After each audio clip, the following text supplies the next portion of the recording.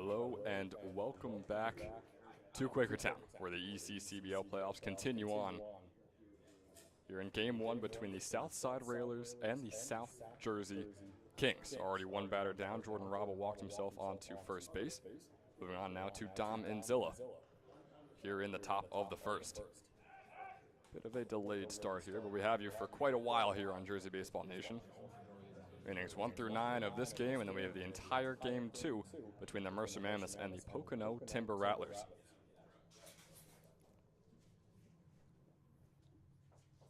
So the 0-1 to Inzilla coming up here. Andrew Sagristano is the man on the mound for the Railers.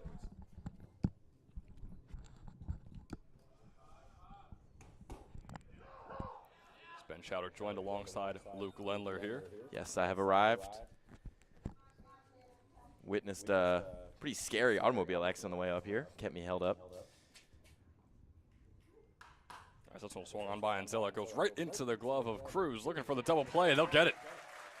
Cruz makes the grab and makes the throw over to France for a nice 6-3 double play in favor of Southside to give them the first 2 outs here in the top of the first. Yeah, that's a tough-ish break for the Kings, you know, especially Robba getting on base to lead things off. You might think, hey, maybe we can steal one here on the top of the first, but that wasn't really poor execution by Robba. That thing was hot off the bat. That's a pretty fine position to be in terms of on the base paths. Just kind of a tough spot. So on comes Eric Hartman. He was our Toyota Player of the Game a couple days ago in the win over the Trenton Capitals. A big win at that for the Kings as he swings on this one and fouls it off. Hartman went 2 for 4 in that game with a double rather, and 4 RBIs. And obviously against a Southside Railers team that has been dominant all summer long, and a similar performance out of Hartman and many other hitters in this order for the Kings. Hey, I mean, he was our player of the game in that one for a reason. Super good night for him. 2-1, swing and a miss there from Hartman, brings up a 2-2. Sagristano really just flying these pitches by right now. Southside, one of the most balanced teams in the ECCBL, defensively, especially when they're on the mound, and hitting-wise as well. As this one, fastball fouled off. Continue on the 2-2 count. And, you know, that's one of the reasons they've been so dominant. Like you mentioned, they've been riding that defense and that pitching for much of the season. And in a league where you kind of have some up and down outings, it seems like almost every time they trot out a pitcher, he has a good day. Swung on by Hartman right into the glove of Braden Rader, jumping up and making the snag for out number 3 here in the top of the first. And just like that, the Southside Railers get their guys up at the plate when we return in the bottom.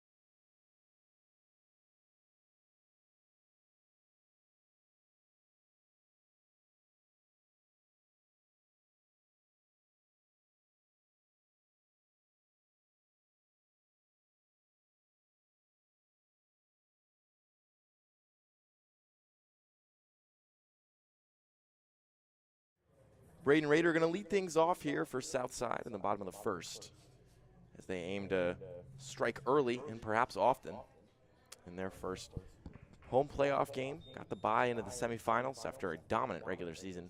But they're facing a Kings team that came into this one hot. First pitch is behind Rader. Has to play a little bit of limbo to get out of that one.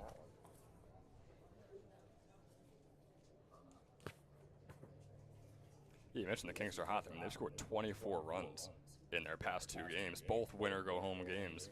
So with their backs against the walls, they have stepped up to the plate, figuratively and literally. Yeah, they hadn't had 12 or more hits in a game all season. And then they get 12 or more hits in back-to-back winner-go-home contests. Now is the real test, right? I mean, you could take down 2 South Division teams, but can you take down the king of the North and the Southside Railers right here? That one snaps in for a called strike. It's 2-1.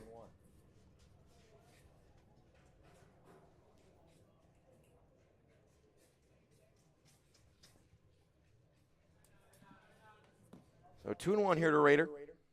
Wolf fires. That's a swing and a miss.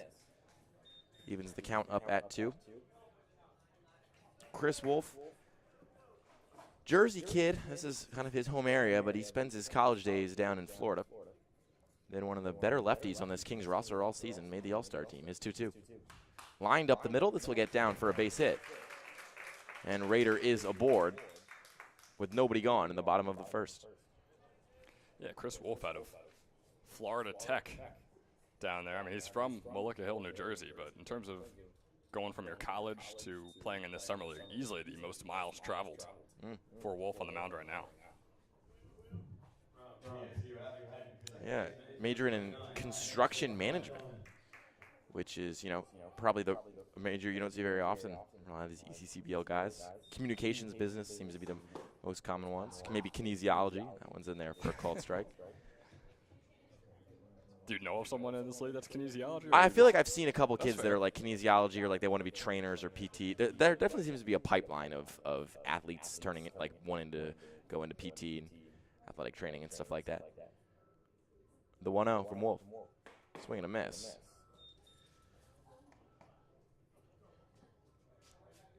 Boy, hard swing and miss by that, too. Philman's definitely going for the fences right now in his first step out of the game. Wolf comes set.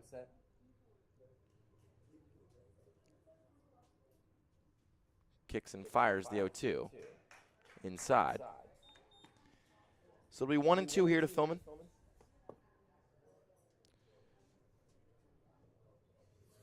Hitting .325 on the season. Been a pretty reliable bat here at the top of the order for the Railers.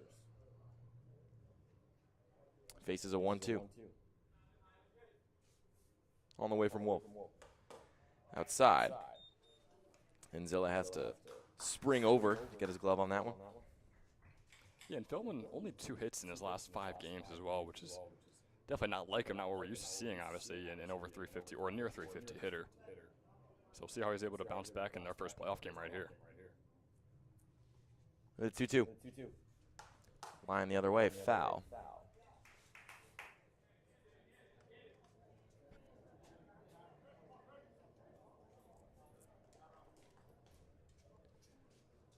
So it'll still be 2-2 to Philman.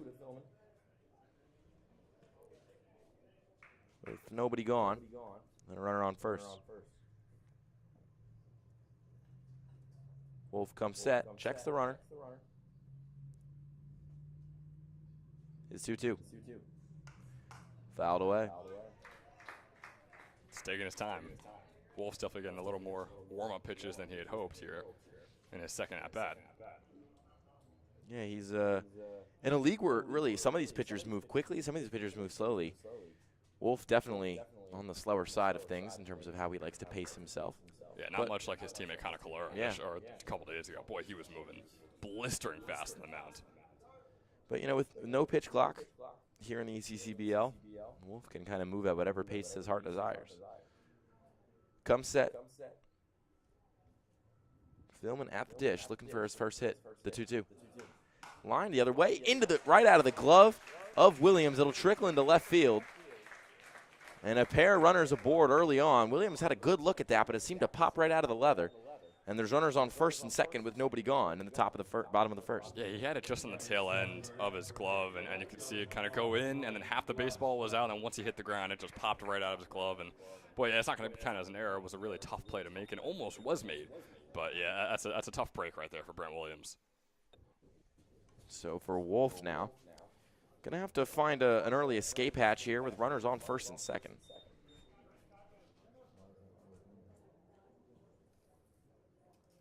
Two quick hits for the Railers. Have the Kings with their back against the wall early in this one.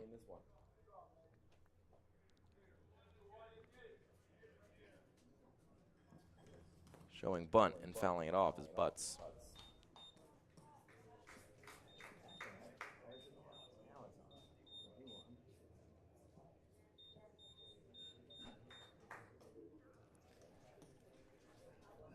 First of 2 games here in Quakertown today. A lovely park, Ben Chadwick. You know, it has a roof, has you know, stands. Not a lot of bleacher space at our typical home in Moody. No, I'll tell you, a lot of lawn chairs that we'll see brought out to Ewing for those games in the South Division. As Wolf comes set.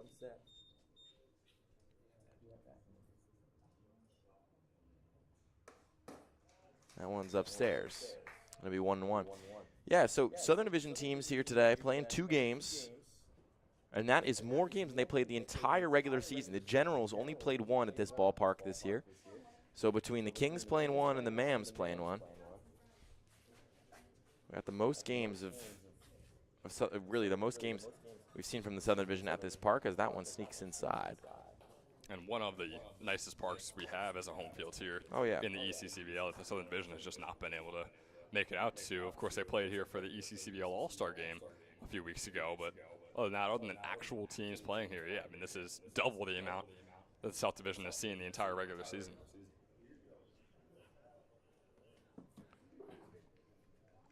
Wolves 2-1. Check swing. Didn't matter. Fans not happy about that. Yeah, one. big groan from the crowd here. Definitely a strong contingent of home support for the Railers.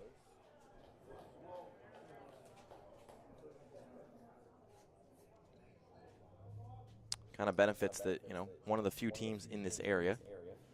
The 2-2. Lined into the outfield, going back and making the catch. That was a tough play for Pedrick, but he shuffled his feet and got to the floating ball before it got too dangerous, and there's one away. Did a little karaoke out to shallow right center right there to make the grab, and the karaoke seemed to be stumbling on his way there, but yeah, still, like you said, still making the grab. So Kings defensively looking solid.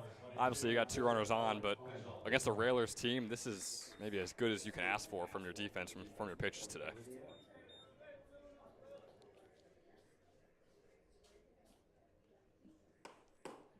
Wolves' first pitch, the next at-bat, low.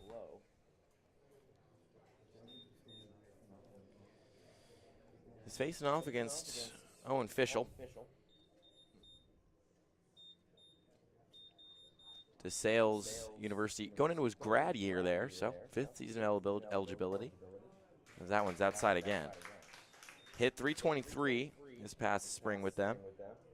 Reliable hitter for DeSales. Here in the ECCBL, it's been no different. At least not by a large margin. Been one of the better at-bats in this order. As Wolf can't get that one to drop in. It's 3-0. Yeah, 366 hitter on the summer with an over 1,000 OPS. Easily one of the best bats on the Southside team. And if you're one of the best bats on Southside, that means you're one of the best bats in the ECCBL, which he absolutely is. Another one of their ECCBL Northern Division All-Stars as well. Wolf comes set. 3-0, catches the corner. So it'll be 3-1. Wolf already up to 21 pitches. Trying to maybe dig his way out of this one early. He's got one away, and runners on first and second.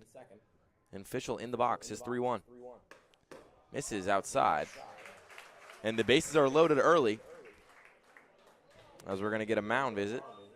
Talk things over here with Chris Wolf. and his pitching coach. And this is just such a disciplined Southside squad, right? I mean, it seems like they're only swinging at strikes right now. And sure, when some go and play, the Kings can make a couple outs, but my goodness, I mean, this is just going to be a tough and tall task for this defense all day long. So this will bring Kelly up as still Kibitson out there. There's Wolf and his pitching coach and the entire infield. You know, this is a Kings team. We've talked about them a lot this year. We've called a lot of their games. But a team that, honestly, if you ask me would they be here 3 weeks ago, I probably wouldn't have sounded too confident in my answer, especially if it was in the affirmative. But a team that's really put together a nice couple weeks of baseball, including, like we mentioned, those last couple games, their offense has really woken up. But also their pitching has been really strong. One of the best up and down staffs in the entire Southern Division, and really in the entire ECCBL. Had 4 All-Stars, 3 of them starters, 1 of them a closer in Danny Snyder. And Wolf was one of those 4. So he's going to have to flash that All-Star pedigree right here with the bases loaded and 1 away. Facing off against Kelly. It's a left-left matchup. Wolf kicks and fires. Check swing, ball inside. Yeah, in late June, I mean, they had a 6-game losing streak, and even just a couple weeks ago, they lost 4 straight. So there were plenty of times where we're like, oh, the Kings are just being the Kings again, right? Last summer was a tough one for them, and this summer we thought it was going to be the same thing. But yeah, they are in Quakertown in the ECCBL semifinals. This one's poked into the outfield. Moving over is Buchanan. He sees it. He gloves it. Runner's going to pump fake the tag and then trot his way back to third. So kind of a big second out to pick up there if you're Wolf.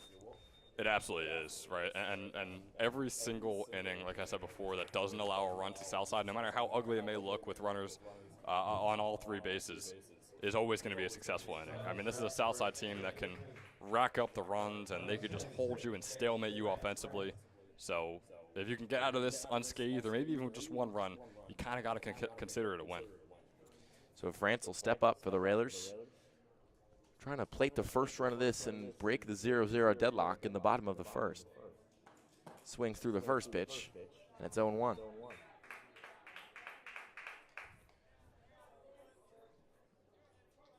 France committed to go play college baseball at East Stroudsburg University. Went to Pope John Paul II High School. Hails from the nearby Gilbertsville, PA. That one in there for a called strike. It's 0-2 as Wolf hops out to an early lead in this one.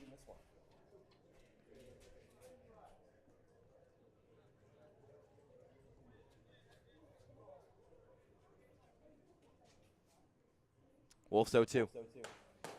Can't catch the outside corner. It's 1-2 to France. And France is ranked as the 3rd best first baseman in the entire state of Pennsylvania in his past senior season from Pope John Paul II. Like I said, headed over to East Stroudsburg. He's been pretty solid, around a 245 hitter this summer. 1-2 count. Wolf a strike away from getting out of this. The 1-2. Wolf got him. Swing and a miss. France is retired, and the base is loaded. But the deadlock remains the same. It's 0-0. South Jersey and Southside deadlocked as we go to the top of the second. I wanna dance in the lights. I wanna rock your body. I wanna go for a ride. Hop in the music and rock your body.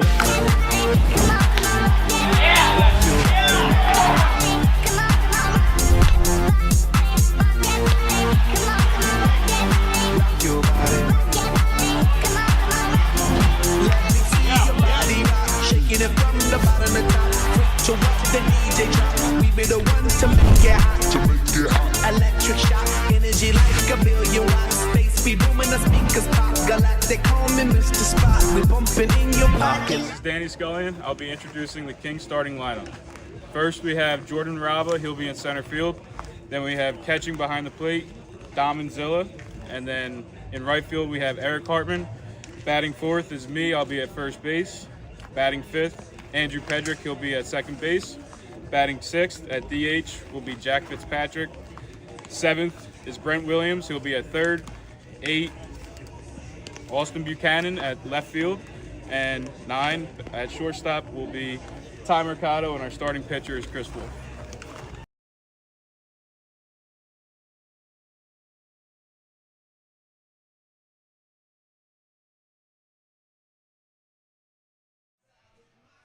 So this is a Kings lineup, like we mentioned, hadn't really broken out for much of the summer until the time was right. Back-to-back, just basically call them blowout wins where they almost forced a mercy rule in the second in the first round of the playoffs. And in the first win, that was a kind of a win-or-go-home situation. They put up 12 runs in the top of the 8th. And now it'll be Danny Scullion to lead things off, the first baseman. Well, we should mention, too, this is the same exact lineup. I mean, 1 through 9, the same exact lineup that we saw 2 days ago from the Kings as well. All the positions are the same. The batting order is the exact same. The only thing that's changing is Connor Calero's not the starting pitcher anymore. Obviously, it's Chris Wolf. So Scullion sees the first pitch for a strike and the second pitch for a ball, so the count is even. As the biggest power bat in this lineup in Danny Scullion is back after 11 days away. Swings through that one, and it's 1-2. And we just heard from Danny Scullion in our break right there. Heard about what he thinks about this game today, what he thinks about his team. We talked to Eric Hartman as well. These guys are confident, right? They feel good about moving on. They don't care who they're playing, if it's Southside or if it's the Trenton Generals. They're going to take on whoever they can. Swings through that one, though, and is retired. So there's one away in the top of the second. As the Kings just trying to get their second base runner. Still haven't gotten a hit. And a leadoff walk from Jordan Raba. But really doing a good job settling in since then. As that one is lined into the outfield, moving back and under it and making the catch is Butts. As Sagar Santo gets his second out of the inning. And this will bring up Jack Fitzpatrick, who started behind the dish a lot this summer. But today, the DH gives himself a little bit of rest. Swings the first pitch into the gap. It is carrying, and down. It'll rack off the wall. Swinging around first and heading into second is Fitzpatrick. He'll make it there standing. As Fitzpatrick is the first base runner beyond first base and the first hit of the day for the South Jersey Kings. There's a runner on second with 2 gone. And boy, has he shown up these past few weeks. I mean, Jack Fitzpatrick was about a mid-250 hitter towards the end of June, and ever since then, though, he's an ECCBL All-Star thanks to his skills behind the plate, and now he's taken a couple steps diagonally to the left, put the bat in his hands, and, man, he is an over 360 hitter. That's his 7th double of the summer right there. So after a big piece of hitting there from Fitzpatrick, next pitch is outside. This one to Williams, who had that tough play in the bottom of the first, where the ball kind of lined right in and out of his glove. Wasn't super duper his fault. Swings at that one, grounds to shortstop, gloving his Cruz, but he missed it. And around first and coming home is Fitzpatrick. He will score. I know we're miles and miles away from our old home, Moody Park, but it felt like a Moody hop at the worst time for the Railers. And the Kings have a 1-0 lead. And they just skipped right under the glove of Cruz, and it was the perfect chaos right there for the Kings. You saw their head coach, Tyler Kinnick, who's the third base coach out there right now, immediately just windmilling his arm around once he saw that ball go through. Gets the first run of the game. That is a huge one for the Kings. Kind of get the sense that they stole one early. After being down to 2 outs, Buchanan now lines one into center field. Moving over is Gonzalez. He'll make the catch. And the side is retired. Not before a little bit of damage done in the first taste of blood for the South Jersey Kings. They lead 1-0 over Southside as we go to the bottom of the second. Hi, my name is Dr. Philip Glassner. I'm a hip and knee replacement specialist at Mid-Jersey Orthopedics.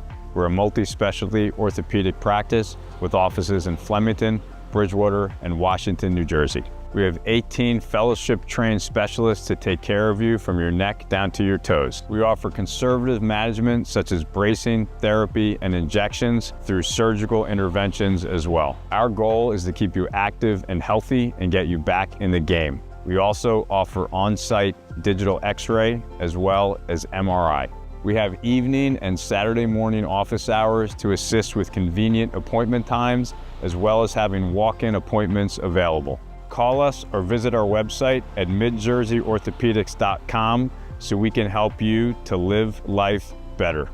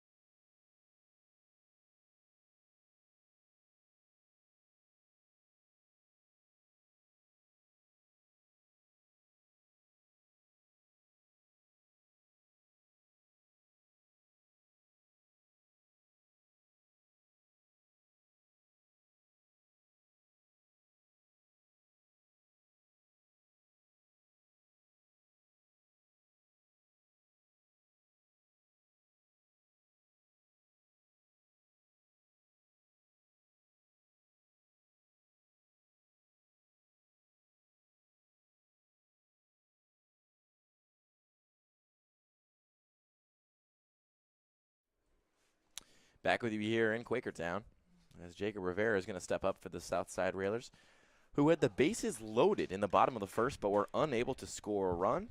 Kings made him pay for that in the top of the second, and now they hold a 1-0 lead. Surprising at that, too, but we know exactly how hot the bats are for the Kings, and seeing them continue against the Southside Railers is a bit surprising, but we can't really be too shocked. Wolves 0-2 offering outside. So it's a 1-2 count.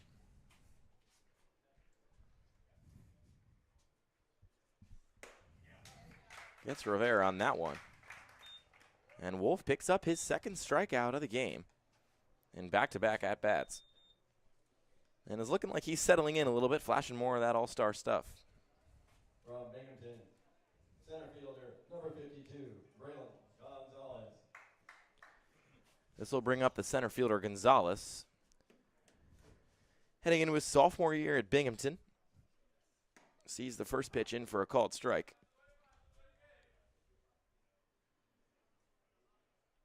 He just wrapped up his freshman year over there. Boy, in high school, he was unbelievable. Liberty High School was a 466 hitter with a team-high 26 stolen bases. And this one is lifted into left. Moving back is Buchanan, looking up, watching it carry, and he misses the ball. It's off the wall. Gonzalez heads into second. He'll make it standing. And an extra base hit for the Southside Railers. It was a tough play for, Buchanan to make. He's pulled off one of those Willie Mays-esque over-the-shoulder catches before, but today the sun might have gotten in his eyes, or maybe, that's just a hard play to make. I think it's just a hard play to make. I think it's a good batter going against Gonzalez, and over 330 batter. I mean, this is a tough Southside Railers order to be going against, and there's not much you can do about a hit like that. So Gonzalez on second. This will bring up Cruz. And you mentioned those stolen bases. And Gonzalez, he's a weapon out there on the base paths with his speed. This one is lined into center field. Moving over is Raba. He's under it. Gloves it. Runner's going to tag. Rather he'll pump fake and jog back.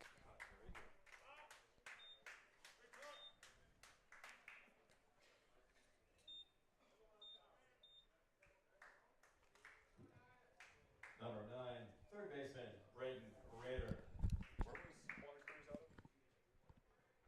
He changed numbers. That's Bryce Blount, who normally wears number 6. No, I know, yeah. Juan Cruz, the guy who was just at bat before. What college was he at? Gonzalez, you mean? Cruz wasn't up. It was Gonzalez, then Blount. Oh, they messed that up, though.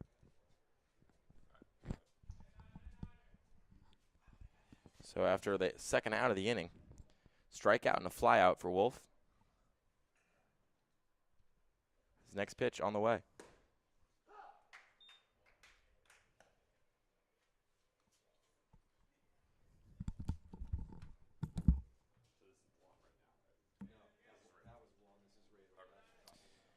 We're back to the top of the lineup here with Rader.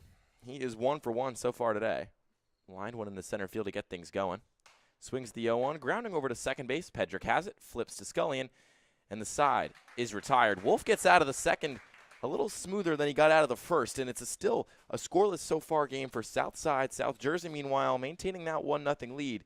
We'll go to the top of the third and be right back after this.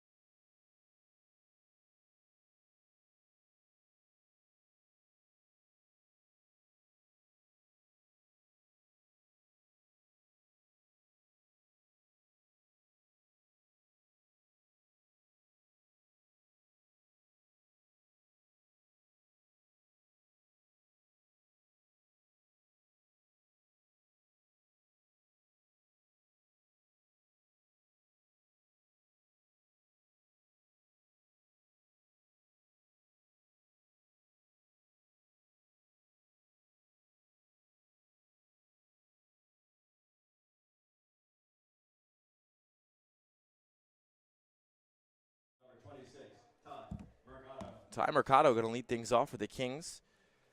We're towards the bottom of their lineup card. First pitch is a swing and a miss. Mercado starting at shortstop again. He's been there at the 6th position for really a lot of their late season push and their past couple of strong performances. Hasn't been as much a threat with the bat as he's been a reliable glove in the field. And he's behind in the count 0-2 early on. 1-2. Excuse me, rather the 0-2.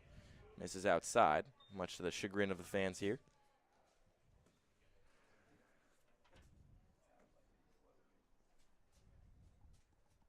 One, two. Poked into the outfield, but rather, excuse me, depth perception got me there. It's a foul ball, and it's collected in the glove nicely by the backstop official. I think Mercado got a little fooled on where that ball went, too. I think he thought it was long gone foul, so he does a little spin on his stroll over to first base, and then realized that it's in play, and obviously the catch is made.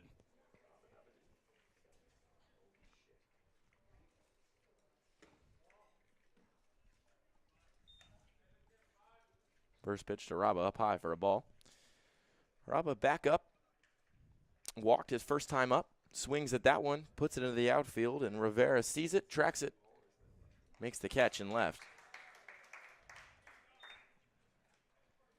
So there's 2 away in the top of the 3rd. As the Kings bats, you know, just because you see 2 outs on the board doesn't mean they don't have, you know, some pop left in them for the frame. They picked up that run in the last inning with a 2-out double and then an ensuing fielding error. This pitch to Enzilla. Catches the corner. It's 0-1. Boy, and Sagristano just looks really good out there. I mean, he has the most innings pitched of anyone on the Southside squad and under 3.0 earned run average. His 0-1, another beauty. Make this an 0-2 count.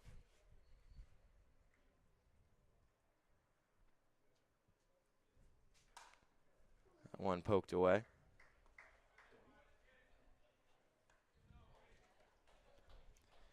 So the count remains 0-2 for Sagar Santo. Facing off against Enzilla. He winds and fires. And Enzilla watches it high for ball 1. 1-2 count faces Enzilla now. Sagar Santo, 35 pitches here. Swing and a liner. It'll get down for a base hit. Gonzalez was coming on, doesn't get there in time. Enzilla's aboard. And once again, with 2 outs, South Jersey bats coming alive. It's the same story a couple days ago, too. I mean, we saw, what, 3 different 2-out rallies, which obviously led to their eventual 13-run score, or 11-run score, I believe it was, in that game. They were just racking it up, and it didn't matter what situation they were in. Once they got hot, it didn't matter how many outs were on the board, who was on base. I mean, they found ways to get guys around. So Enzilla on first now. Pitch to Hartman. Low for ball 1. Just like you mentioned in the top of the first, Hartman, one of the best bats in this lineup, one of the hottest bats in a lineup that's kind of going up and down, hitting really well right now. Sees that one for a strike. 1-1 count.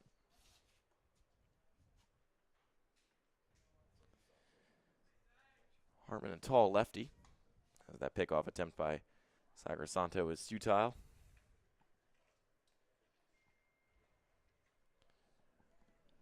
Sagar Santo comes set, staring down Hartman.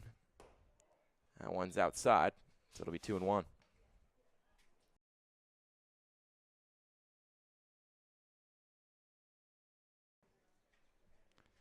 Sagristano's 2-1, lined into the outfield, moving over and under it is Rivera. He has to reach up to catch it, but he still does nonetheless. So Sagristano gets out of the the top of the 3rd. And the Kings still lead 1-0 as the Southside bats will step up in an attempt to tie. Maybe take the lead here, but they got to go through Chris Wolf to do it. We'll be right back after this.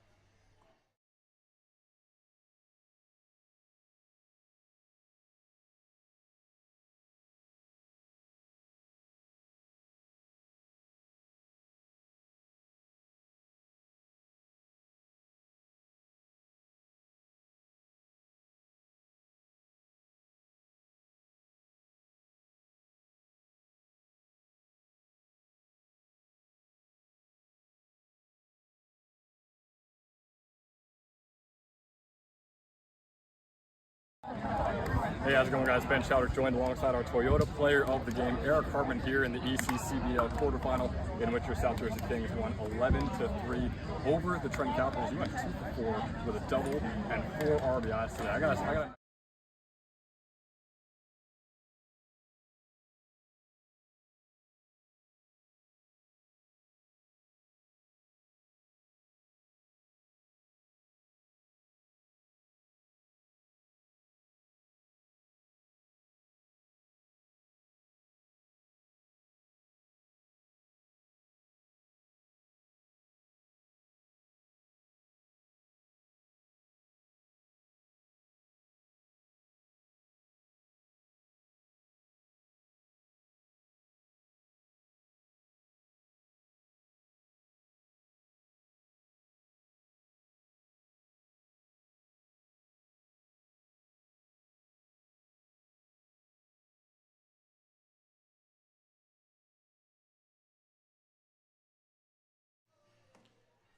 Southside still looking for their first run of the afternoon.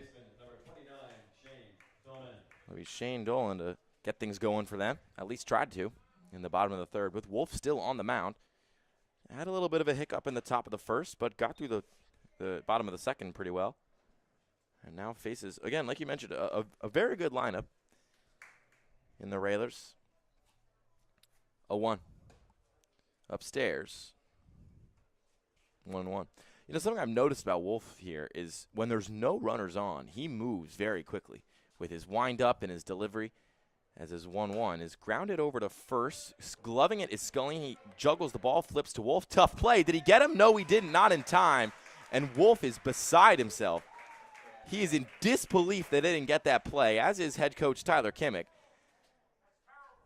Scullion was moving quickly to his right, gloved it, kind of then struggled to get the ball out of his mitt before flipping it to Wolf. It was a low throw. Wolf had to basically get down to his shoelaces, but picked it off the ground and touched the bag, but not before Philman was able to reach first. It was unfortunate, too, because you saw the second baseman, Andrew Pedrick, over there, and if the ball went past Scullin and into Pedrick's glove, probably would have been a much easier play to make, but you can't blame Scullin. Obviously, he's got to do his job and make sure he gets the play over there. He can't have faith in his second baseman to be right behind him during a situation like that. First pitch to Butts is inside.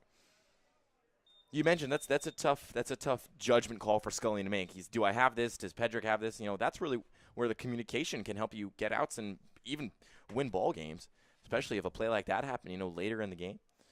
Could have been a high leverage moment, but still, not to distract from the fact that, to be completely honest, that was probably a missed call based on the opinions of some people we're hearing in the stands and honestly my own eyes. But he's facing off against Butts, who's 0 for 1. After a pair of balls inside.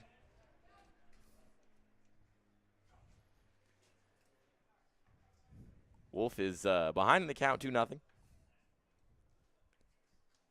With Philman on first. His 43rd pitch of the game soon on its way. Checks the runner and fires. Way inside, gets away from Inzilla, and Philman will advance. You can tell Wolf still maybe a little bit heated after that missed call on first, kind of trying to calm himself down right now. And I think what you said before holds true. He does take his time more once there's a runner on. Obviously, just think about, like, oh, should I attempt the pickoff, or I just got to make sure that we keep him on first base by any means possible. But it also might be a way that it gets in his head more, right? The more he thinks about these pitches is the more he can lose control on them. And it's not just muscle memory at that point. It's more mental, which we know can be pretty degrading for some pitchers in the way they play.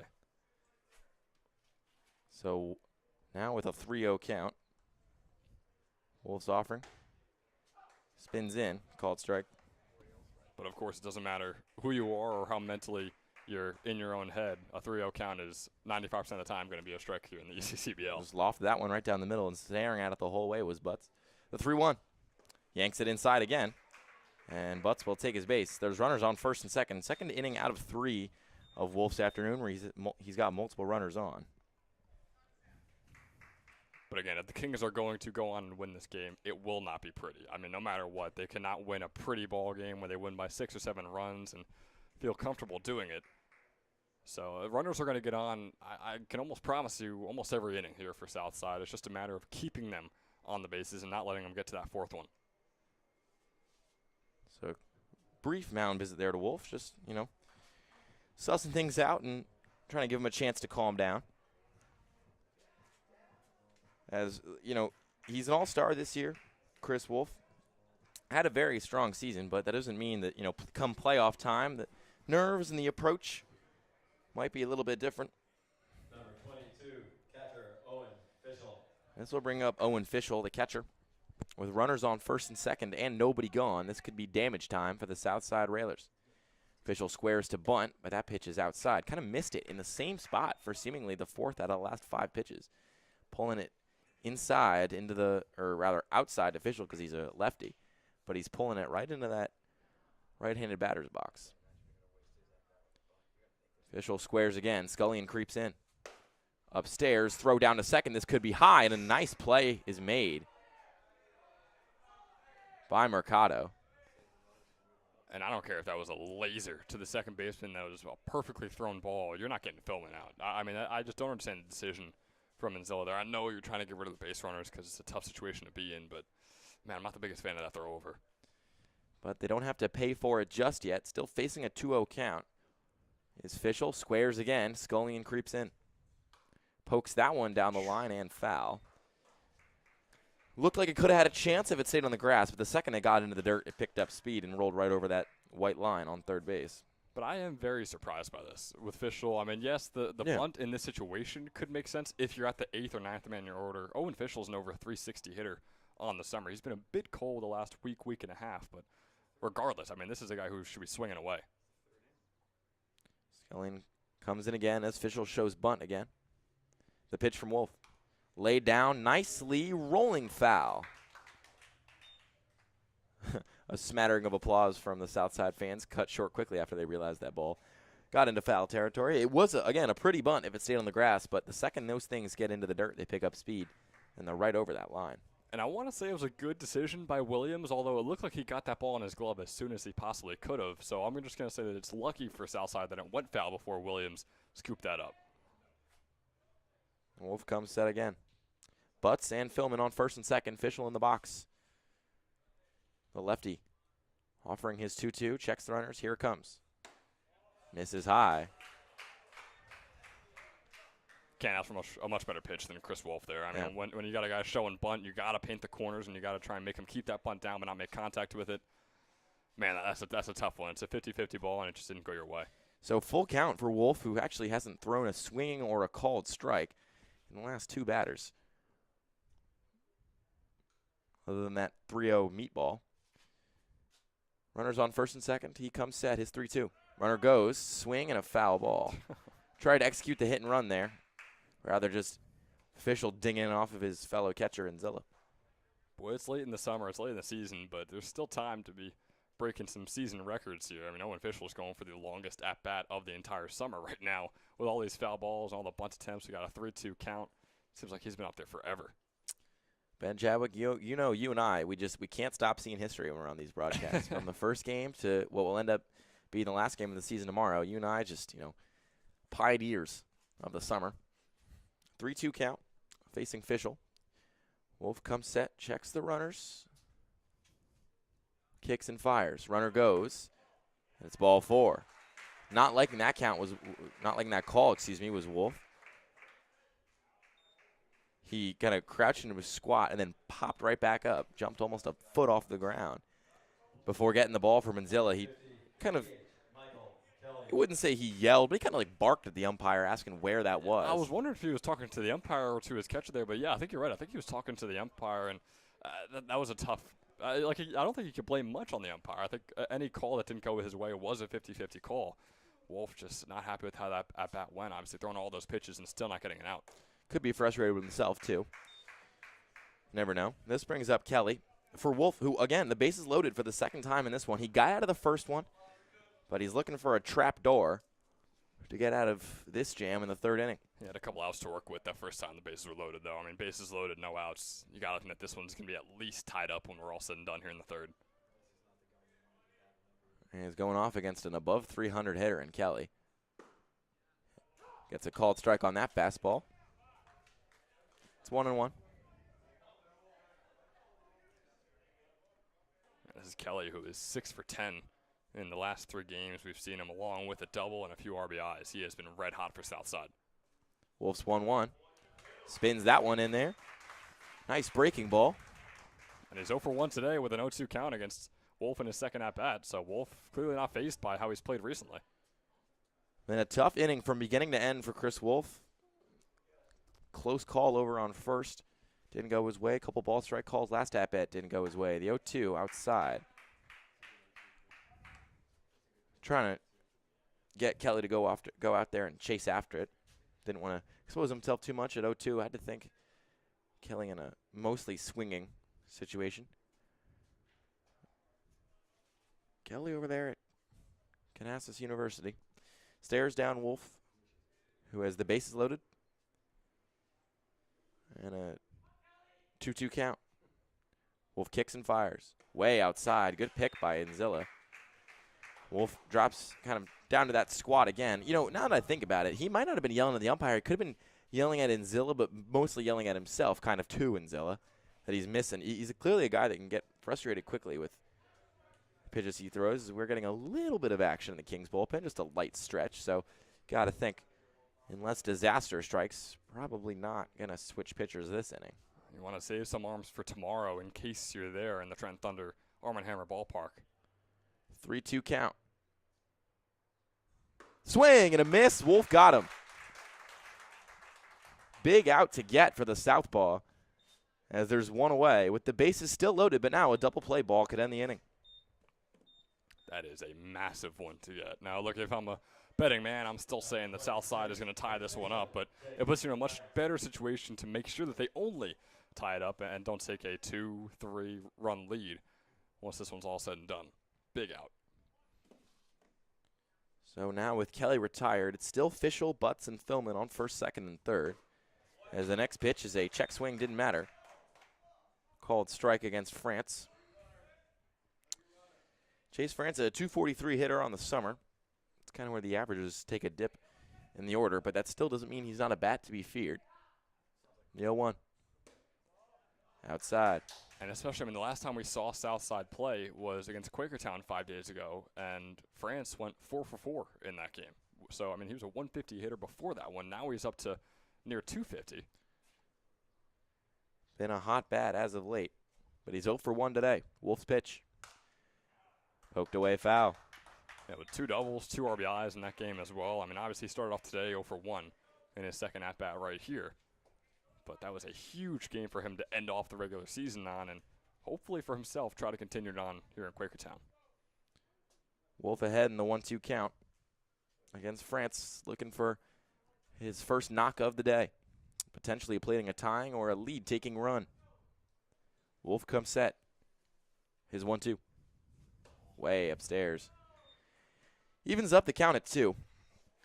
You could tell Wolf like tapping his chest after that one, saying, "Yeah, it's on me," and then he tells himself to calm down. You can see he puts his hands up in the air and then he's just like doing press downs, just tell himself, "Hey, mind, body, and soul, just ease yourself and do what you've been doing for decades on the mound."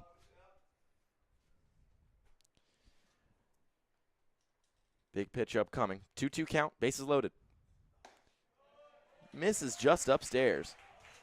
So the count is full. Is again Wolf digging through these at bats. I mean, you got to think maybe you get the urgency up in the pen, not for this inning, but for the next. He's already up to 63 pitches, and just his 64th soon on the way, with the bases loaded and the count full, and that's one gone. That's for a guy that's pitched decently well. I would say up until this point too. 3-2, swing and a miss. He got him again.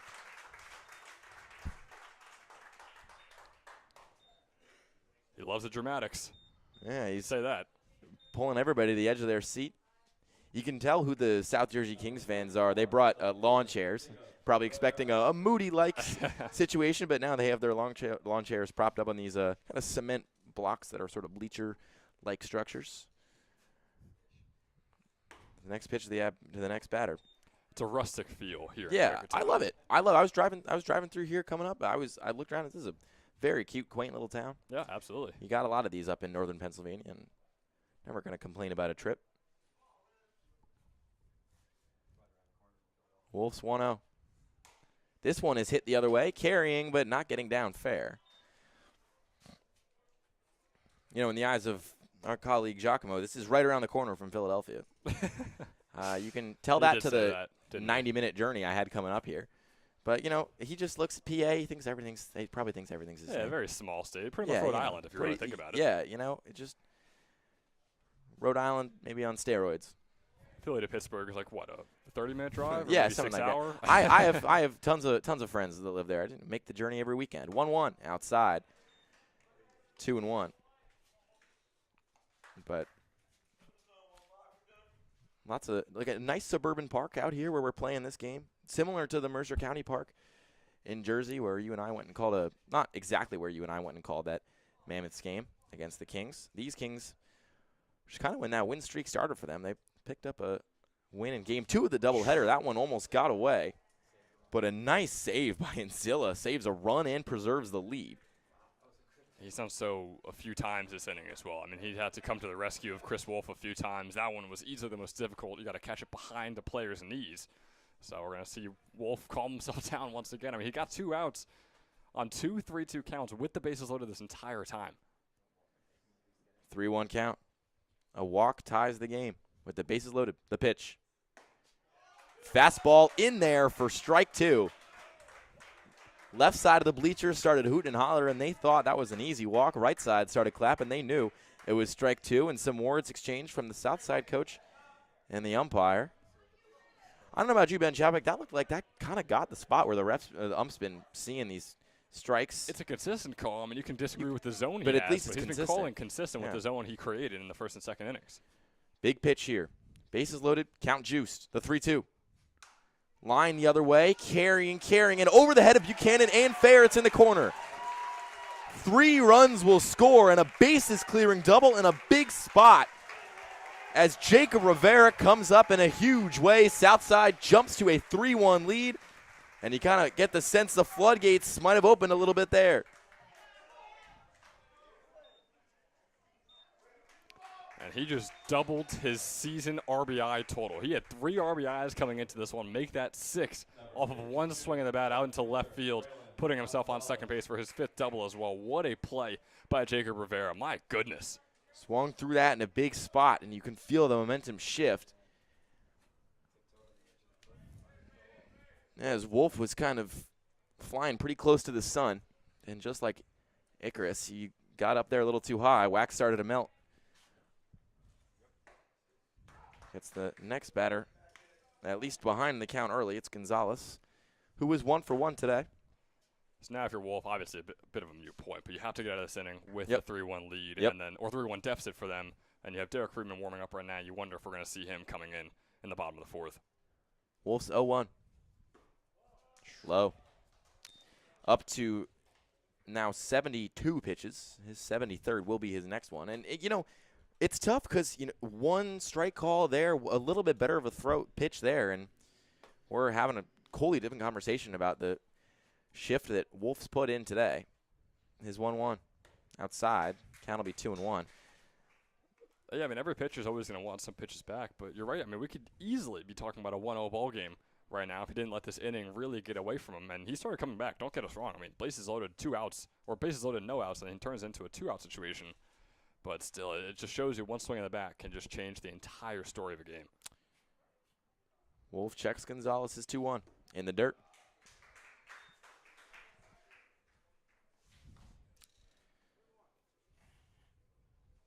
He'll at least allude to a brief chat with Nzella before waving him off and trotting back to the mound. They could really, you know, Coach Tyler Kimmick, you got to imagine, really wants Wolf to just get out of this inning so he doesn't have to use another arm. A 3-1. Fastball. Loads up the count. And it's unfortunate, too, because, I mean, yeah, you allow the 3 runs, and it kind of takes away from the day you were having. But if he just allowed those 3 runs and he gets out of this inning in 45, 50 pitches, I think we're absolutely seeing him in the bottom of the 4th. But now with him already over 75, it's tough to see that. So Wolf will collect himself on the mound. 3-2 pitch on the way. Poked away. That thing had a lot of spin on it. I could tell quickly from up here that was not landing in the zone, but a nice curveball fooled Gonzalez. He had to foul it away. But yeah, it's been a lot of 3-2 counts. It's been a lot of foul balls here in this inning alone. He's already well over 20 pitches here in the bottom of the third.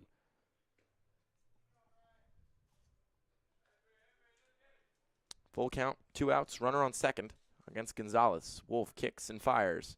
Lined again, foul.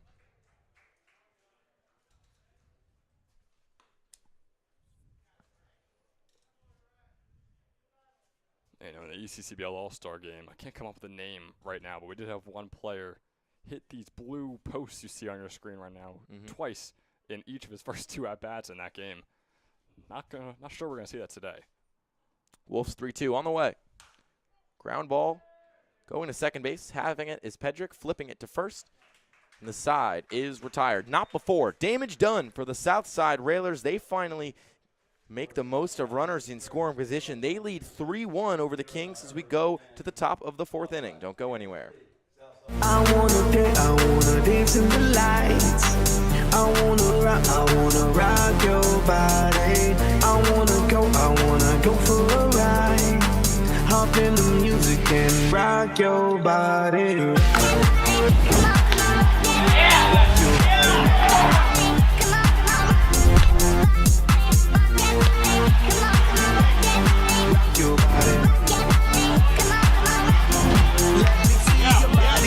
Shaking it from the bottom to top. Quick to watch the DJ drop. We be the ones to make it hot. Electric shock, energy like a billion watts. Space be booming, the speakers pop. Galactic, call me Mr. Spot. We bumping in your parking lot.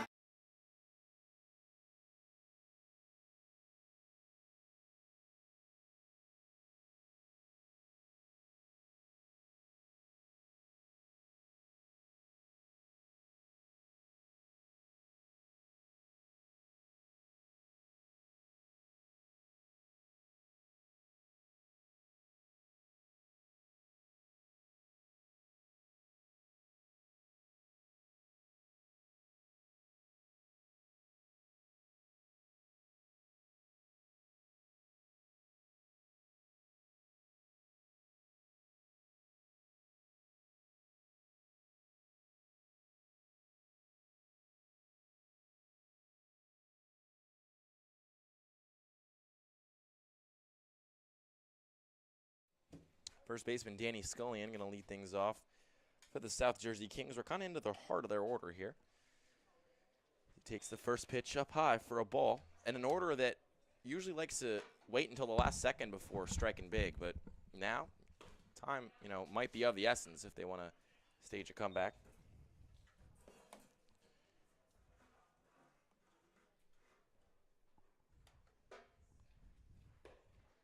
Scullion sees that one low, so it's 2-1. Sagristano, 43 pitches to his name. Kicks his 44th. Swing and a miss. Scullion 0 for 1. Didn't really look like his usual self, at least his usual power hitting self in that last contest. But didn't matter. The rest of his order did a lot of the damage, including Hartman, who got out to end last inning as Scullion swings and misses at that. He's down to 0 for 2 today with 2 Ks. And that's the guy that can't be on an off day in a game like this, in a game that could very well be their last game of the summer. I mean, the offense has to get going. We know exactly what type of game is going to need to happen for the Kings to win. It's going to be a 11-10 win, right? This is not going to be a defensive showdown. The Kings defense, unfortunately, just cannot handle the Southside offense. That one gets the corner. But this Kings order can handle the Southside pitching and the defense that they have, although it is tough. Pedrick 0 for 1 today and is behind 0-1 in the count. It's now even.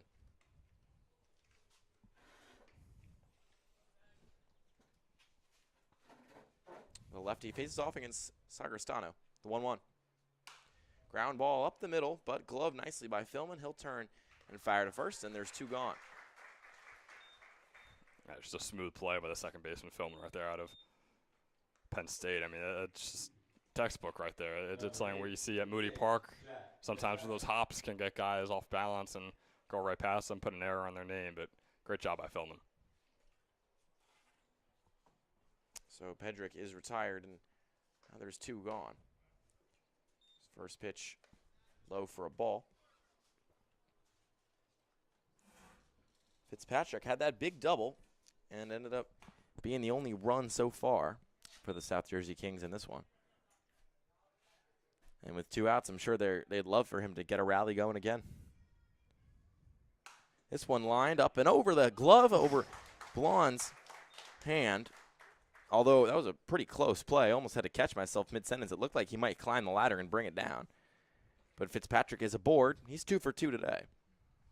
An unbelievable vertical jump from Blonde right there. Didn't even expect the shortstop to try and make a play on that. Thought it was way out of anyone's reach, whoever was going to play shortstop. But, geez, Blonde just a few inches away from making that grab.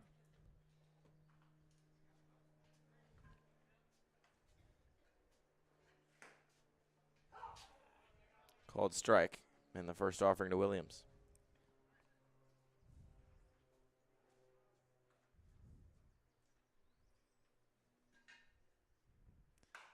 This one grounded to shortstop. Blonde is on it. He'll flip to second, and that'll do it for the top of the 4th. Kings don't go down in sequence, but really never threaten.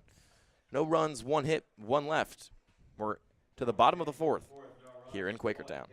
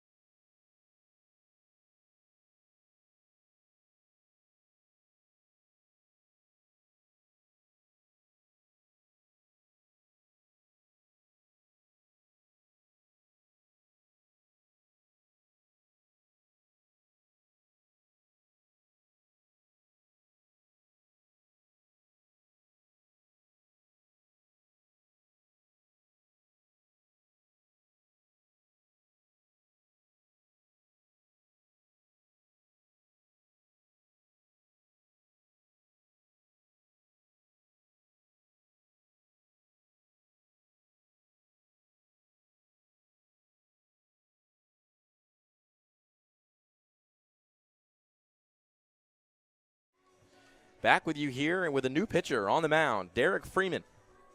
Just graduated Lenape College, headed down to, not Lenape High School, headed down to Washington College for some D3 baseball action past high school. Can you continue his career? Strong senior season at Lenape, at least on and off. Sure, he'd like to do a little bit better than the 6.24 ERA. 11 Ks. Nothing to sniff at, especially in a tough conference. He's been very similar so far this summer, right? A 6.825 earned run average in the 13 innings he's pitched. As the lefty whistles the first pitch high for a ball. And at this point, if you're head coach Tyler Kimmick and the South Jersey Kings, every inning where you're not winning, it's about survival. It's about getting through and just trying to turn it back over to your lineup, which, again, it's really, you can't.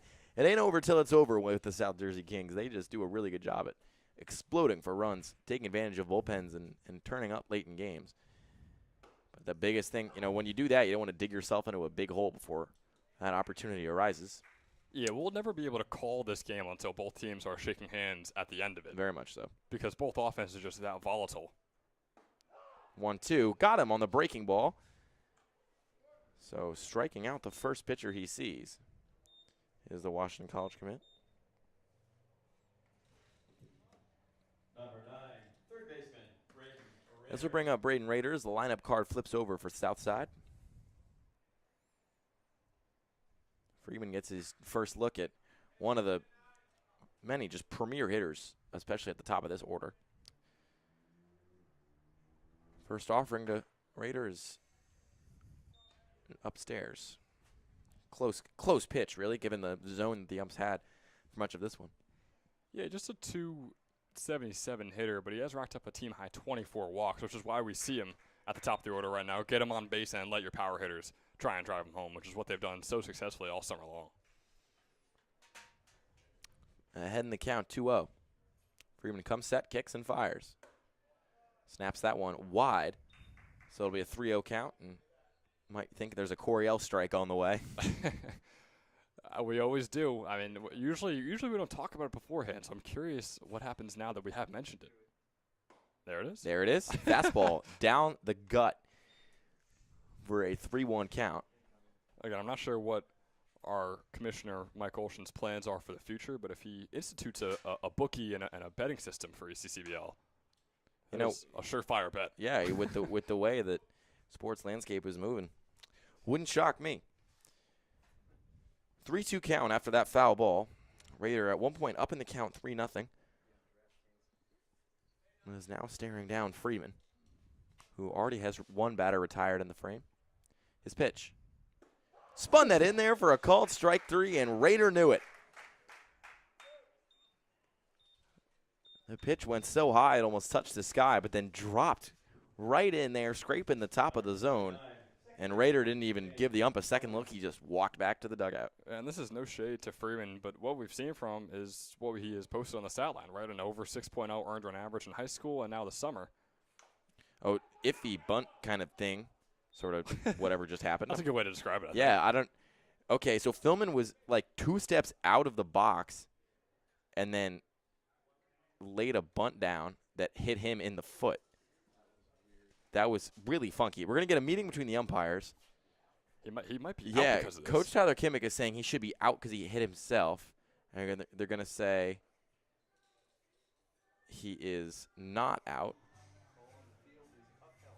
So the call on the field is confirmed. After further review. Which, you know, I think the umpire is also just trying to understand what just happened. But regardless, it's an 0-1 count to Philman, who's 2 for 2 so far today. Freeman a pair of strikeouts to his name and 2/3 of a frame of work, looking maybe to complete the Triple Crown and send the Kings hitters back up to the box. 1-0. Line to first and right over the head of Scully, and that took a weird, funky hop. And really, there's a lot you can ask a first baseman to do in that situation. I don't really know what Scully was supposed to do to prevent that from happening. He was squared up behind the ball. The ball just hit the dirt and then popped immediately over his head right in front of his face. Did he duck out of the way? Sure. Baseball was coming right at his nose, though. Yeah, no, I'm completely with you. I'm not putting any blame on Scully, but, I mean, going by the rules and going by how we've been scoring these games all summer long, that has to be an error on the first baseman. Yeah, they're going to give it to him. So it's an error as Scullion almost gets the tag back on first.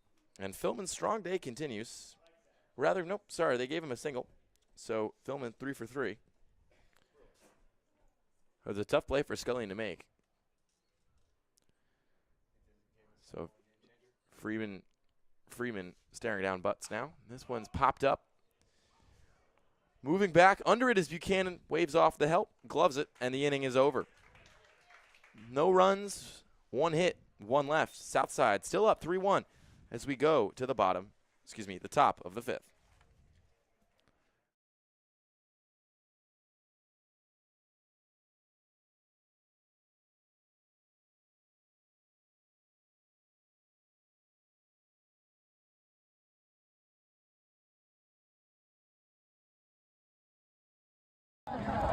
Hey, how's it going, guys? Ben Schauder joined alongside our Toyota player of the game, Eric Hartman, here in the ECCBL quarterfinal, in which your South Jersey Kings won 11-3 over the Trenton Capitals. You went 2 for 4 with a double and 4 RBIs today. I gotta know, as a team, after a huge win like this, how are you guys feeling? You know, we've been struggling a little bit as of lately and came out a little flat. See 2 up on the board early, but I mean, Coach Ty was just getting on us, keep the offense rolling. Cora did a great job throwing there for 6 or 7 innings and just kept us in the game. 2-1 ball game at the end of the 6th, and then you score 9 runs. Your team scores 9 runs, and you guys say you're commanding lead and just never look back from there. Just what was going through your guys' minds in the 9th inning? Once those first couple of runs scored, you kind of feel like, oh yeah, we're about to pile it on. Yeah, I mean, my double wasn't too pretty. Swing's a little long, but we got the job done. That's what we're doing. We're kind of just fighting off pitches, getting the job done, getting 2-out hits, bases loaded hits, getting hits in big spots. You know, big hits. And you guys with your backs against the walls, and you faced the Trenton Generals a few days ago, a winner go home game, 13-1 win. This one, you got an 11-3 win over the Trenton Capitals. Again, another winner go home game. Now moving on to the ECCBL semifinals. How do you feel like your team has really rallied in these high-intensity situations where your season could end at any moment? It's playoff time. You know, some of the guys, live for the playoffs. This is when you come. This is when you come out. This is what you do. Big moments. And a lot of the guys stepped up today. It's big way for us. And I got one final one for you. You're facing the monster in the North Division. And here in the ECCBL, Southside has been the top dog in the North and really in the entire league. How do you guys prepare for a game like that in the semifinals beside that? Just go out, stay within ourselves, be confident, play how we played today. Pitching's going to do a good job, play good defense, and hopefully the offense will come out again as well. You heard him. That's Eric Harmon, our Toyota player of the game here in the ECCBL quarterfinals. We'll see you Saturday when the Kings face Southside in the ECCBL semifinals in Quakertown. Have a good No way. Okay, it's foul ball, thank God. Back with you here at Moody Park as Buchanan rips a foul ball down the left field line to make it a 2-1 count. Just didn't want to cut, my broadcast partner Ben Chadwick's lovely interview with Eric Hartman short. Given I was a little worried we were going to miss a Buchanan home run, given the fact he has blasted one over the left field fence in Moody. I just love hearing myself talk. I just can't get enough of it. I mean, that's why you and I are here. That's why we do what we do. Nobody who doesn't like the sound of their own voice becomes a broadcaster. 3-1. This one's chopped to short, gloving it and firing it in time for the out. Nice play over there. As Southside and their defense particularly, they've given up that one run because of the error, but outside of that, really been a strong defensive day for them, especially in comparison to South Jersey. It absolutely has been, yeah. I mean, you just watched the interview, too, with Eric Hartman, and he'll be up in a few batters. I believe he's 3 away. Mercado is the last guy in the order usually, so I believe it's Raba after this. Yep, it's going to be Raba, then it's going to be Nzilla, and Hartman right after him. Yep. As this one is lofted into center field, frustratingly tossing his bat aside is Mercado, and the pop-up is caught for out number 2. But as you could hear Hartman saying, he was just talking about that one half inning against the Capitals the other day where they just racked up 9 runs in the singular inning and just ran away with that ball game. First pitch to Rabo, called strike. So it just goes to show that if it's a 3-1 game in favor of Southside, or maybe if it's a 6-7 run game in a few innings, it's never out. And the Kings are never done. Yeah, strike 2 to Rabo on that fastball.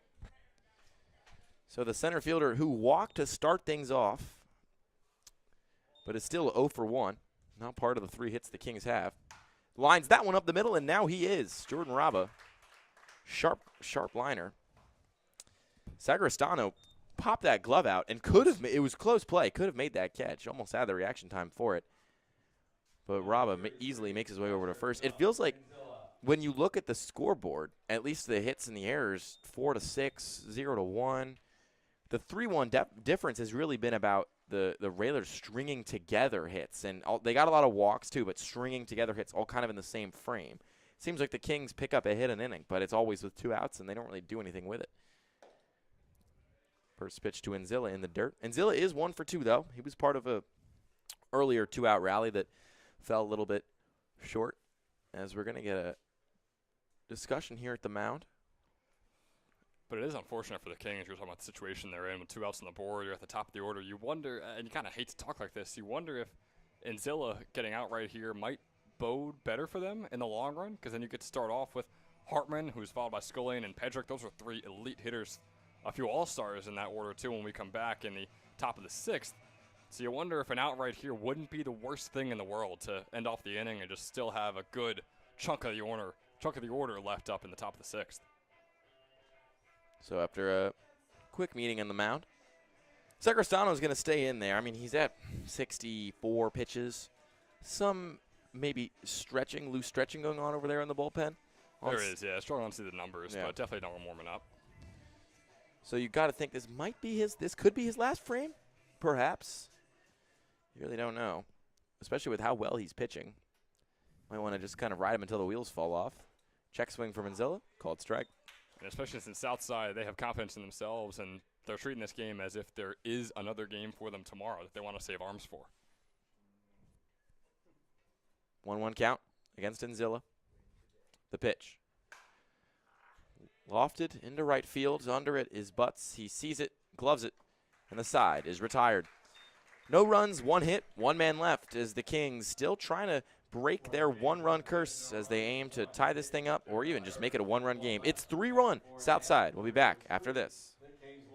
Hi, my name is Dr. Philip Glassner. I'm a hip and knee replacement specialist at Mid-Jersey Orthopedics. We're a multi-specialty orthopedic practice with offices in Flemington, Bridgewater, and Washington, New Jersey. We have 18 fellowship-trained specialists to take care of you from your neck down to your toes. We offer conservative management such as bracing, therapy, and injections through surgical interventions as well. Our goal is to keep you active and healthy and get you back in the game. We also offer on-site digital X-ray as well as evening and Saturday morning office hours to assist with convenient appointment times as well as having walk-in appointments available. Call us or visit our website at midjerseyorthopedics.com so we can help you to live life better.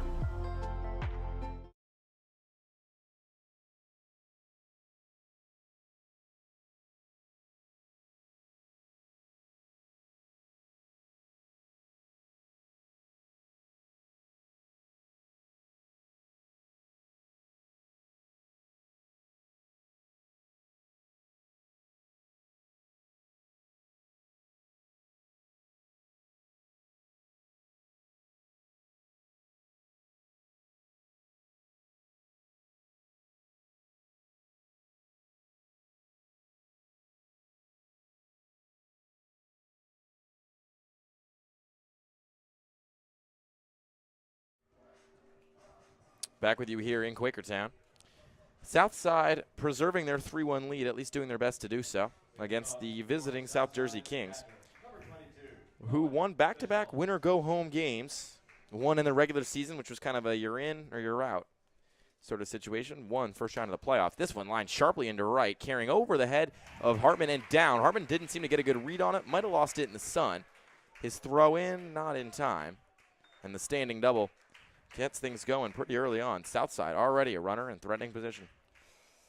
That's a tough play from our former Toyota player of the game a couple days ago. I mean, he was in position for it. If he never took 3 or 4 steps up, he would have caught that ball. You can't call it an error on him, but, man, that is a play that the right fielder should have made, and there should be 1 out on the board right now. Yeah, so officials on second. He was, at this point, 0 for 0. Had walked twice. Kelly's up now. The pitch to him. Low for ball 1. Freeman had a pretty solid showing in his last frame of work. Couple of strikeouts in the beginning of the inning. Let a base runner on, but ended up getting out of it. Fastball in there for a called strike. It's 1-1. And not to jinx anything for the Kings here, but this is kind of the best we've seen of Freeman this entire summer. Like I said, an over 6.0 earned run average, and didn't really have a standout game in any of those games he played. And that's a nice pitch there for a 1-2 count. I don't really know why you said that, because now I'm sure there's going to be like 4,000 home runs. We're going to get a mercy rule here in the semifinals. That'll be fun for you to call. Given our announcers' jinxes that we've really experienced this year.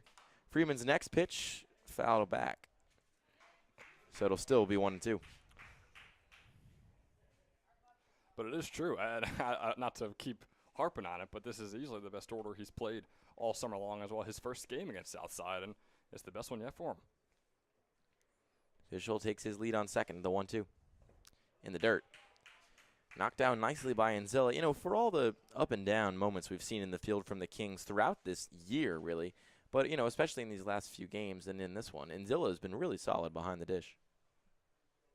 He saved Wolf a few times. Yeah, he just saved Friedman right there. He's been making some great stops and some great stretches to keep the ball in play. The 2-2.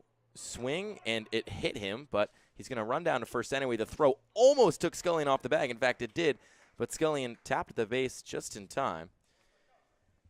As South Jersey gets their first out of the frame in what was a just funky looking at bat. It looked like to me that it bounced off of him, but he still swung, had to run it down, I guess. And he's kind of running towards the dugout and looking at his left hand. I think it did when he went around, it hit his left knuckle, which is why it was such a shallow, bunt-looking sort of weak grounder.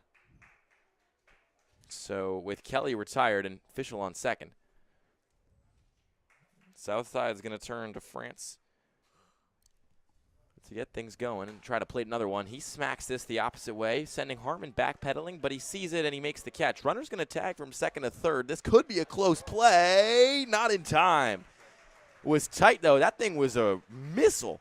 I mean, Hartman's heels were on the warning track, and he got almost a perfect, just a little bit to the right. You got to, like, maybe a couple feet to the right.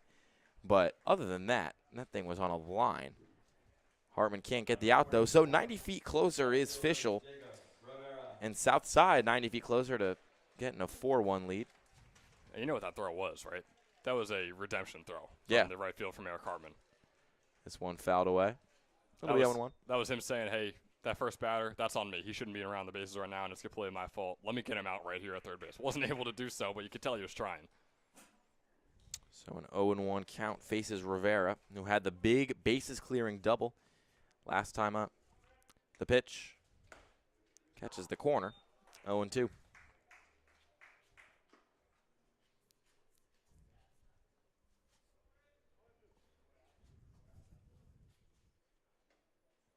Count, facing Rivera. The pitch, fouled back, stays the same. Yeah, Southside's making a whole lot more contact on Freeman this inning than the last, which is obviously a bit worrying as there is a runner on third. But Freeman's still looking good in his second inning of work. Freeman's going to ask for a new ball, or rather going to get the ball he was holding cast aside. Guess they're composting out here in Pennsylvania, you know. Not sure quite what that exchange regarded, but it's still an 0-2 count in favor of Freeman as he faces Rivera. His next offering in the dirt, 1-2. Reduce, recycle, reuse. I thought it was reduce, reuse, recycle. Man, it's one of them. I think it's the one because reduce, recycle, reuse. Oh wait, that kind of makes sense. Recycle it and then you reuse, it. That's a good. I always thought it was reduce, recycle. 1-2, lined into the outfield, going over is Buchanan. This ball's still carrying. Buchanan looks up, but he gloves it right in front of the wall. Fist pump from Friedman, and the Kings are out of the inning with no runs given up, despite the Railers stranding one. And now a good time as ever to remind you that the ECCBL is sponsored in part by Northfield Bank, proudly serving local communities since 1887. With branch locations across Mercer and Hunterdon counties, Northfield offers simply free checking with no balance, no monthly fees, and no per-check charges. Northfield Bank customers also enjoy free online banking, mobile app access, and a free debit card for everyday purchases. For more information, please visit northfield.com or follow Northfield Bank on LinkedIn, Instagram, Facebook, Twitter, and TikTok at Northfield Bank.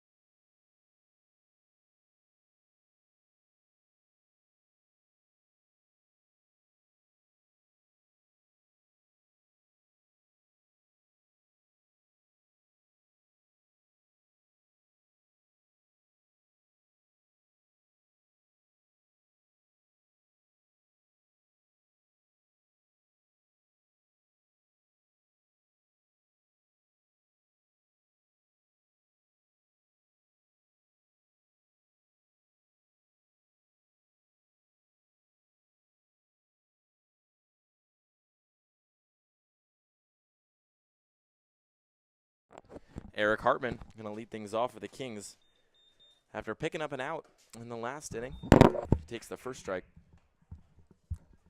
Looking. And we're into that South Jersey Kings zone. You know, we're past the halfway point. We're into the sixth inning. We're into the time when that lineup really wakes up at least we've seen it really wake up these last couple games and put together huge late inning rallies. But this one is a ground ball to third, firing across the diamond and getting Hartman in time. Yeah, it didn't look like Hartman really hustled out of the box that hard, but, you know, you never know what could be hampering a guy like him. That's true, but if there is not anything hampering him and that was just him thinking he would be out no matter what, I mean, right now, as the score stands, this is the last game of your entire summer. So you kind of want these guys to want it a bit more. And I'm sure in the heat of June, where it's just the end of June, halfway through the season, I get it on some of those plays. But in a game like this, Scullion will pop this one up into foul territory, moving over and under it, but unable to make the catch as the ball drops into the grass was France. So Scullion stays alive, but not the day he would love to have. 0 for 2 with 2 strikeouts so far. and obviously one of the best hitters, you could argue the best hitter on this Kings lineup, a 367 hitter heading into this one, is still, like you said, searching for his first hit, and then need him to get going to come back in this one. Takes that one outside. 1-1 with one gone. In the top of the 6th. Next pitch, outside again. Skipping back and ricocheting off the cement back there. Popped right back to him. You know, that's one of the upsides about having a sort of cinder block brick wall back there. Ball gets right back to the catcher, whereas a Moody just hops into the fence. 2-1. Swing miss, and Scullion just whacked. Was that Scullion or was it the ball? I can't tell. I can't don't think tell that ball either. came in that high. I think But Scullion made Fischel contact just with his got helmet. popped in the face by either a ball or Scullion's bat. There's a lot of guys in the ECCBL where I wouldn't want them to swing a bat in my face. Scullion might be number one. Absolutely. So Fischel takes a moment, readjusts, I believe, what is his pitch comm in his left ear. Checks things over with his head coach. He's grinning and smiling and he's okay. Scullion checks on him. Pair kind of share a couple words and a laugh. Even the umpire cheesing. Behind in the count, or rather count even now, 2-2 to Scullion. With Sagristano throwing just 73 pitches. He's been the epitome of efficiency so far today. His 2-2 on the way. Swing and a drive. Scullion popped it up. Back is Gonzalez. He has it. And that'll be out number 2. Best piece of contact Scullion's really had in the last couple games, and at least since his big return, but ends up going nowhere. Yeah, it's a bit of a shorter field, too. Here out in Quakertown, the center field fence is just 10 feet shorter, but still very similar to Moody. So, unfortunately, well-struck balls like that still have a tough chance to get out. First pitch to Pedrick, a fastball in for a called strike. As Sagristano continues to just hum along. Now into the top of the 6th. Kicks and fires. Lined the opposite way, sending Rivera back. He moves around, has it, and the side is retired. No runs, no hits, no men left. It's 3-1 Southside as the top seed in control so far in Quakertown.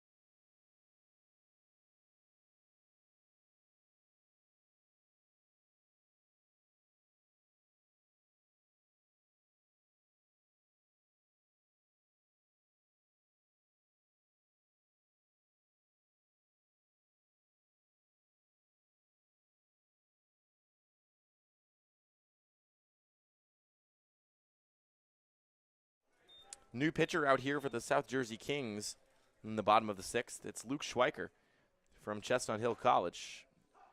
One of the seemingly infinite number of southpaws at head coach Tyler Kimmick's disposal. He so far used 3 lefties in this one. Wolf got things going and gave up those 3 runs on a bases-clearing double.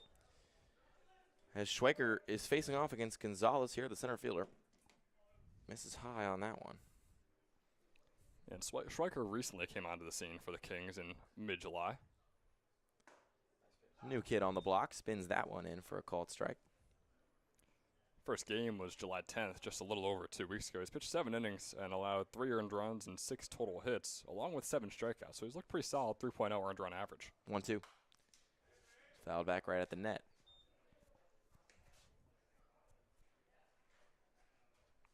So Gonzalez 1 for 2. Was part of the bevy of runs. That pitch skirts way away from him. I mean, that thing was in a different stratosphere. Yeah, we've seen 2 of those in this at-bat alone. Luckily, no one on base yet, obviously, but not a great start. Still a 2-2 count.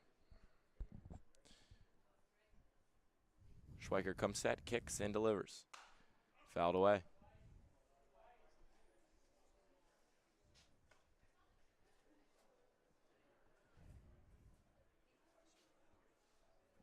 Gonzalez donning the green helmet. Spends his college time at Binghamton University up there in New York. 2-2. Fouled again. Binghamton pretty close to Syracuse, I think. Yeah, as far as Central New York goes, what's an hour? Yeah, hour and away, hour and a half away. Hour and change. Never headed over there for a leisure time. Yeah, I don't think a lot of people do. No offense to Binghamton. 2-2.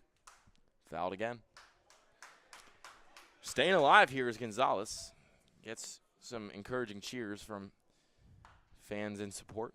They've been making contact on every single pitcher from the Kings today. It's just a matter of putting it out in the field. 2-2. This one's grounded to first. Scullion has it on the backhand. Fires to Schweiker. Can he tag the bag? Yes, he can.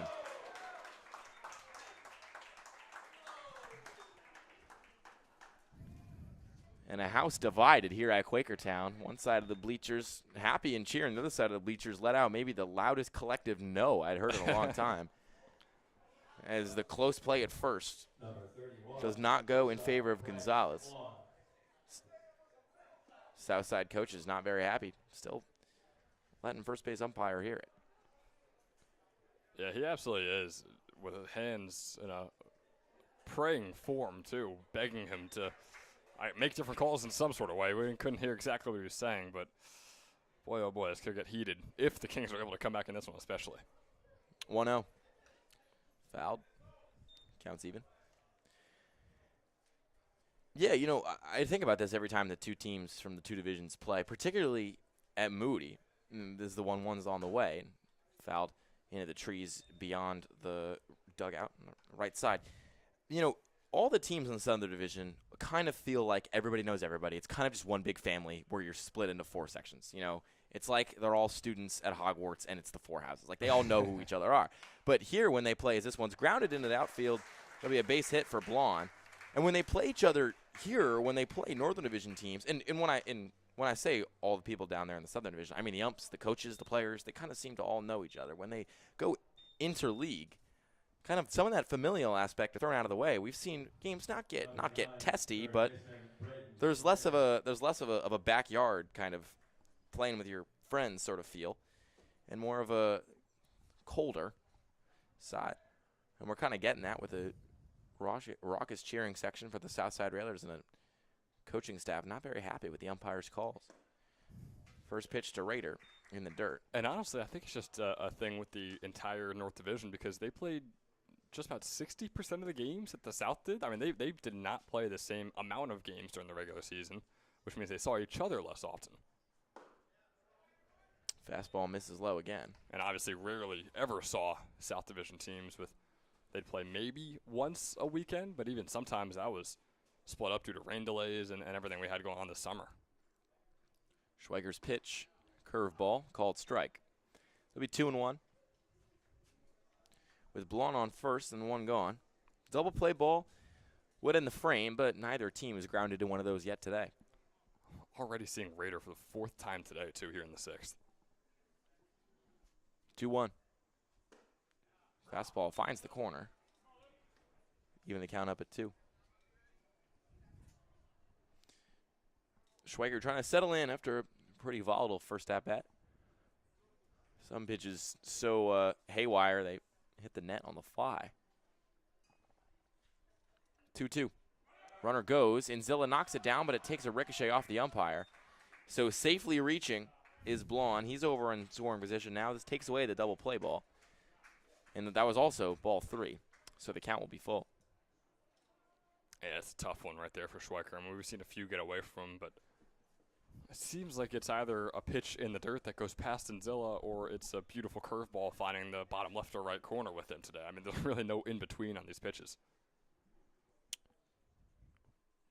3-2 to Raider. Outside, ball 4. And the leadoff man, excuse me, not leadoff, he takes his base. He will remain 1 for 3 today. But now he's got a hit and a walk to his resume. As we'll bring up Shane Philman. Second baseman. Who is 3 for 3 with a walk. Excuse me, 3 for 3. Does not have a walk yet so far today.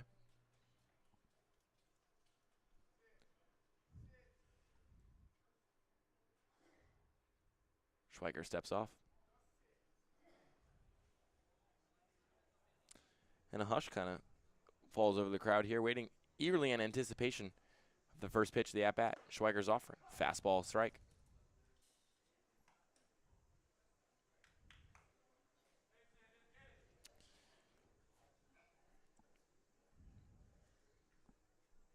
Schweiger comes set. Lefty checks his runners. Kicks and delivers. Outside on the slider. You know, Philman's 3 for 3 day, kind of not out of the ordinary for him. A strong summer for the second baseman. Hitting .325. He's been on a cold streak-ish as of recently. Average was as high as .380 a couple weeks ago. This one's popped up in the infield. Racing in as Williams calls off Inzilla, who ends up still making the catch. Almost some scary communication problems, but out number 2, picked up on the infield pop fly. And Schweiger now an out away from getting out of the frame. And you never really want your catcher to be the one making the grab, especially when you have fielders around him who are wearing their shades and have been all game long.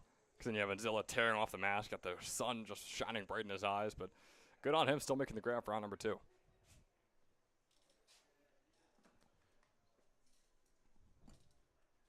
First pitch to Butts, curveball strike. Really loving that first pitch curveball is Schweiger. It's the 3rd time he's thrown it. It's working for him. Yeah, it's been a called strike every time. You got to think if he comes back out for frame number 2, are the hitters going to sit on him any differently? Butts lines this one into center field, sending Raba backpedaling, but he locates it in the blue sky and makes the catch to retire the side. No runs plated for the Southside Railers, but they still lead 3-1 over the South Jersey Kings in game 1 of 2 from Quakertown here today. Spot in the championship game on the line. It's Southside 3, South Jersey 1. Hi, my name is Dr. Philip Glassner. I'm a hip and knee replacement specialist at Mid-Jersey Orthopedics. We're a multi-specialty orthopedic practice with offices in Flemington, Bridgewater, and Washington, New Jersey. We have 18 fellowship-trained specialists to take care of you from your neck down to your toes. We offer conservative management such as bracing, therapy, and injections through surgical interventions as well. Our goal is to keep you active and healthy and get you back in the game. We also offer on-site digital x-ray as well as MRI. We have evening and Saturday morning office hours to assist with convenient appointment times, as well as having walk-in appointments available. Call us or visit our website at midjerseyorthopedics.com so we can help you to live life better.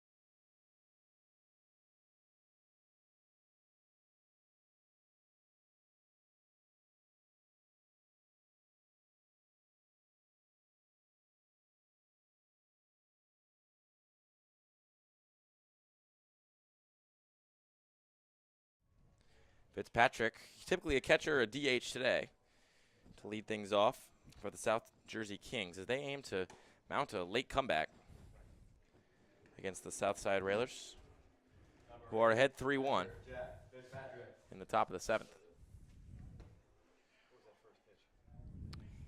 Good. Count blue. Thank you. That one skips away.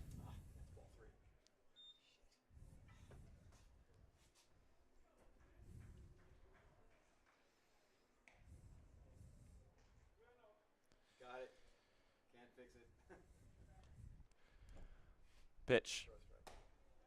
Upstairs. 3-1 against Fitzpatrick, who is 2 for 2 today. Been the most reliable bat in the order so far today for the Kings. Takes ball 4 and will take his base. A leadoff walk for the Kings. As again, we've entered that danger zone. This lineup never explodes in the final frame. They usually do a 1 or 2 before. And if you're going to, get a leadoff walk, you might as well get it around the time when your lineup usually looks pretty good. Absolutely, and this is the time to do it, right? I can't remember the last time they got a base runner on with 0 outs. I mean, it's been a long time here for South Jersey. That pitch is outside. And now they are near the bottom of the order right now. You have the 7, 8, 9 with Williams as 7 right here. But obviously this whole Kings lineup is red hot, so. Got some bullpen action, 2 arms warming up. Looks like a righty and a lefty. We'll let you know who it is if they come in.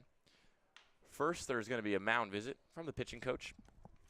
Just kind of talking things over with Sagristano, who has been by no means poor today. He's really been the driving force for the Southside lead. He's given up just 4 hits through 6 innings. He was the unfortunate victim of an error. His run wasn't even earned. Walked 2, struck out 2, letting his defense do a lot of the work.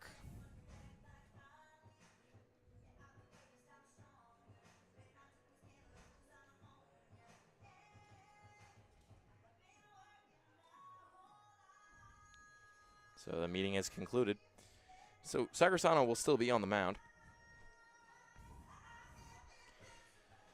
with Fitzpatrick on first. Behind in the count 1-0 is Sagristano. He faces off against Williams, who lines this one into the gap and down for a base hit. The third baseman, Williams. And now, the applause kind of holds on a little bit longer in the South Jersey dugout, as they might try to swing momentum back in their favor. We're getting close to the lineup flipping over. It's Buchanan, and then Mercado, and then Raba. And we know the power Buchanan has, right? The first 4 hits he had was a single, a double, a triple, and a home run. Sagristano will step off.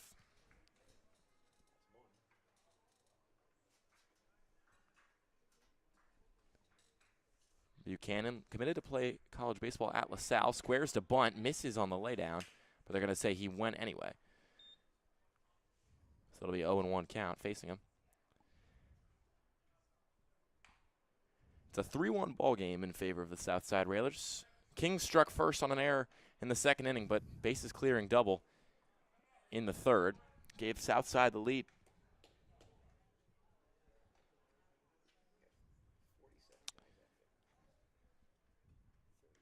One count to Buchanan. Sagristano, 84 pitches to his name. The 85th. Bunt popped up. It'll land foul. It'll be strike 2. Buchanan frustrated with himself for missing that bunt.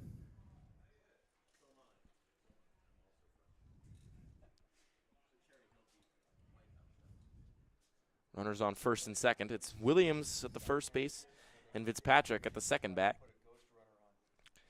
Double play ball still very much alive, but Buchanan can't bunt anymore. 1-2 count. Sagristano checks the runners, kicks and fires.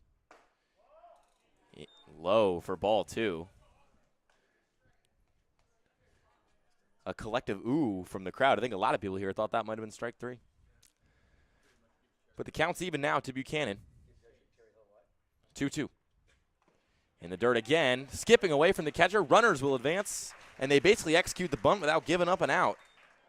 As now Austin Buchanan was in a pretty big spot before, suddenly in a huge spot now. Runners on second and third for the left fielder, who's 0 for 2 today. And boy, oh boy, here we go, Luke. I mean, this is when the magic happens for the South Jersey Kings. 3-2. Watches it in for a called strike 3.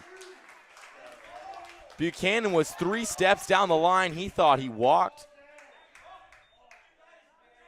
Tyler Kimmick, head coach, not a fan of that call. He's letting the ump hear it. So, oh boy, neither are the South Jersey fans. Tough at bat from beginning to end. Couple funky missed bunts. And a tough call at the end. So 1 gone, runners on second and third. Mercado swings the first pitch and fouls it back. Now you're still lucky because you still get the top of the order Yeah. at some point in this inning as Yeah. well with Raba. But no, go ahead. I was going to say, a walk in an inning and a controversial call, and feels like life breathed back into this game. It was on It cruise really does. control. 0-1. Fouled back, same spot. 0 for 2 for Mercado. He's been behind everything so far with both foul balls tailing their way over the dugout. And this is a solid guy to have at the bottom of the order, right? I mean, it's a 250 hitter. Yeah, he's 0 for 2 today, but that's not too bad to have in the 9th hole. 0-2 to Mercado. Sees that one go way outside. Good pitch by Sagristano. Yeah, and out of Hartford Community College, Mercado was a 333 hitter in this past freshman season. So this is a good guy to have up at the plate right now. The shortstop, 0 for 2 today. Lines that one to second base. Philman's going to glove it. 1 run will score. So the Kings get one back, as they now trail 2-3. Nothing wrong with that. And it's back to the top of the order as the lineup card flips over, and Jordan Raba will step up. The Kings doing their best to mount a late inning rally, but it looks like we're going to get a pitching change. And Sagristano's day is done. And we'll take you to a quick break while we let the new pitcher warm up. We'll be back with you after this. I don't know what.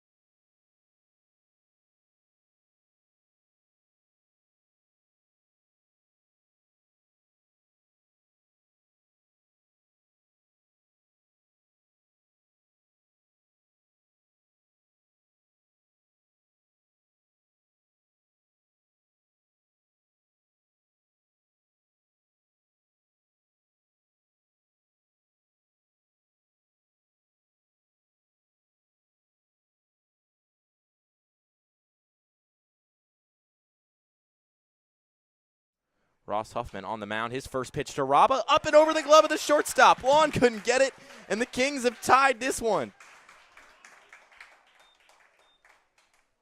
Jordan Raba comes through in a big way, and it seems like every time we do a game of the South Jersey Kings, Jordan Raba's in it. You and I look at each other, we're like, he's good. He leads off, but his average just not there yet. But talk about a guy who's coming on at the right time. Last couple of weeks, Raba's been one of the best hitters in this lineup, rewarding the faith of head coach Tyler Kimmick. And swung at that first pitch and tied this one up with an RBI single. It gives us now a chance to breathe and bring you Ross Huffman from Moravian. 24 innings pitched this summer. Has been a starter. This is his first appearance as a reliever. This one lined by Anzilla right into the glove of the third baseman. Nice play by Rader. And the side is retired. Not before South Jersey doing a little bit of damage, staying in the game. They tie things up at 3 in the top of the 7th. We go to the bottom of the 7th. Get up, get stretched. We got the home stretch coming after this. I wanna dance in the lights. I wanna rock your body. I wanna go for a ride. Hop in the music and rock your body.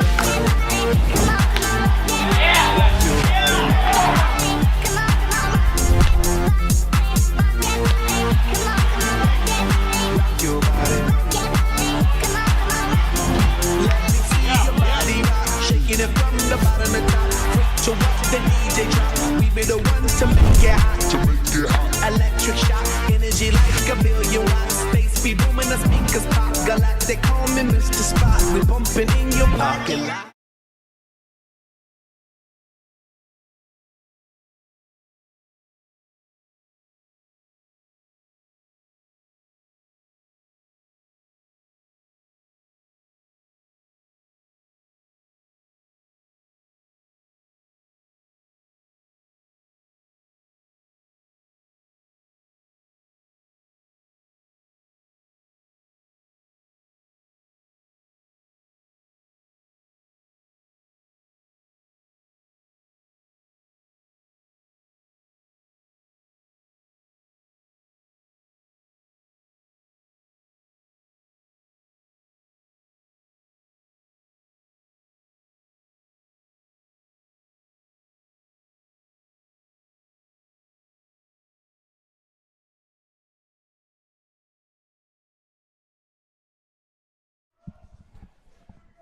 With a tie ball game and a whole new feeling Dynamic around this ballpark. The Southside Railers come to bat with catcher Owen Fischel, who already has a double to his name today, set to lead things off. First pitch in the dirt. There's still time in this game. My prediction from before, where I almost guaranteed that if the Kings win, it is going to be a 10-9 ball game. Not looking like that right now. One's inside. Good thing, they don't pay you to make the predictions. They just pay you to call the game. Or else you and I would not be making very good money. I live in the present, not the future. Exactly. Fischel, 1 for 1. Has that double. Has a couple of walks. That one hits him, so he'll walk for the 3rd time today. Flips the bat, fires up his dugout, and gives him a hard, 65. Walks the rest. And with a base runner on, immediately showing perhaps some unsettling signs, our Kings pitchers. Schweiker threw 24 pitches in his first inning of work and hits Fischel. So his next pitch to Kelly is a fastball.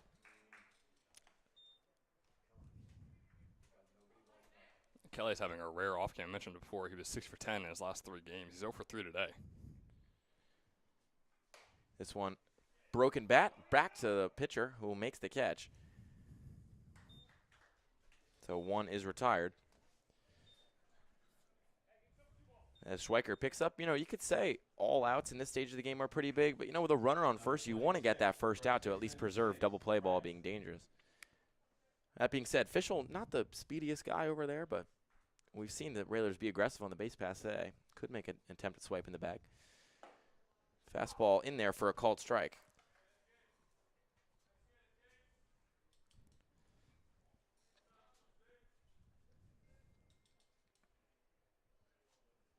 Next pitch, curveball, Took a whack off the mask of Enzilla.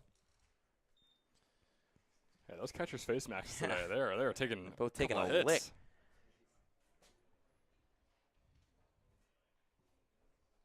So France, the first baseman, is up now. He's over 3 today with a pair of strikeouts. Right-handed hitting bat.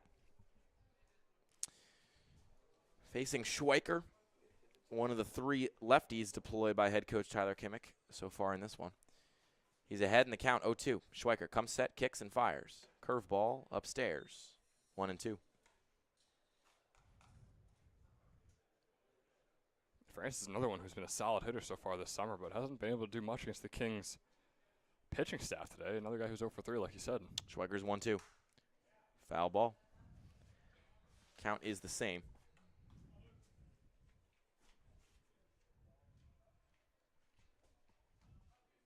Pretty decent crowd here, I'd say, too, at Yeah, Quakertown, decent right? energy, too. Not only is it a good crowd, they have some nice energy. 1-2 count. Schweiker checks runner and fires. Swing and a miss. He got him. Big strikeout for Schweiker.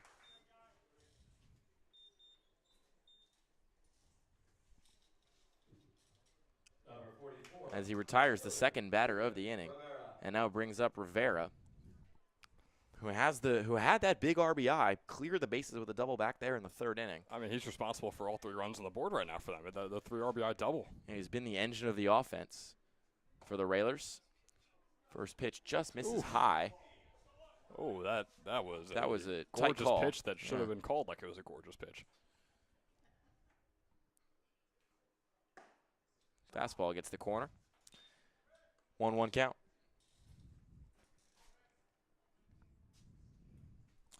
Schweiker collects himself, moving with pace on the mound here. Kicks and delivers. Lined into the outfield, but up and over the glove of Pedrick. He couldn't get there. So Hartman will throw it into second, and runners on first and second, as Rivera is aboard for the 2nd time today. Schweiker just an out away from getting out of this one. And you got to think, man, Tyler Kimmick would love nothing more than to just get out of this inning and breathe. Yeah, exactly. And right there, we've seen a couple of middle infielders today make those athletic plays for Southside, and King's trying to replicate it right there, unable to. But yeah, Tyler Kimmick, you could tell, is on the edge of his seat, as he should be. I mean, he's going punch for punch right now with the best team in the ECCBL. First curveball was upstairs for Gonzalez, who's 1 for 3. The 1-0 on the way. Missed inside, to the chagrin of the South Jersey fans. South Jersey fans, once again, not happy about that one, but I think they're just getting more and more uneasy as the game goes on. 2-0. Fastball high and in. 3-0 count now, as Schweiker maybe wobbling a little bit with 2 gone. Gives up a bloop single. Now faces Gonzalez. 3-0 count. In the dirt, ball 4. Good No job by Coryell Enzilla. strike there. Yeah, that's true. Yeah, we didn't talk about it this time beforehand, and it didn't happen either. So for the 3rd time today, the Southside Railers have the bases loaded. First time they weren't able to score. Second time they brought in all 3 of those runs with a huge double. And now, runners on first, second, and third for the 1 seed. Is still out there is Schweiker. He's facing off against the shortstop Blonde, who's 1 for 2 today. Is a .220 hitter on the summer. Finds his way towards the bottom of this lineup. But this is a big spot here for him. Swings at the first one. It's 0-1. Schweiker got him chasing the upstairs fastball. Yeah, he checked himself, but not quite early enough. Schweiker, he's having these on and off at-bats. You got to hope that he's on for this one to put away the inning. Another pitch. Curveball, nice comeback. Right after the fastball high, he gets the curveball to drop low. Schweiker, bases loaded, ahead in the count, 0-2. Gonzalez, Rivera, and Fischel are on the bags. The lefty kicks and delivers. Fastball misses high. 1-2.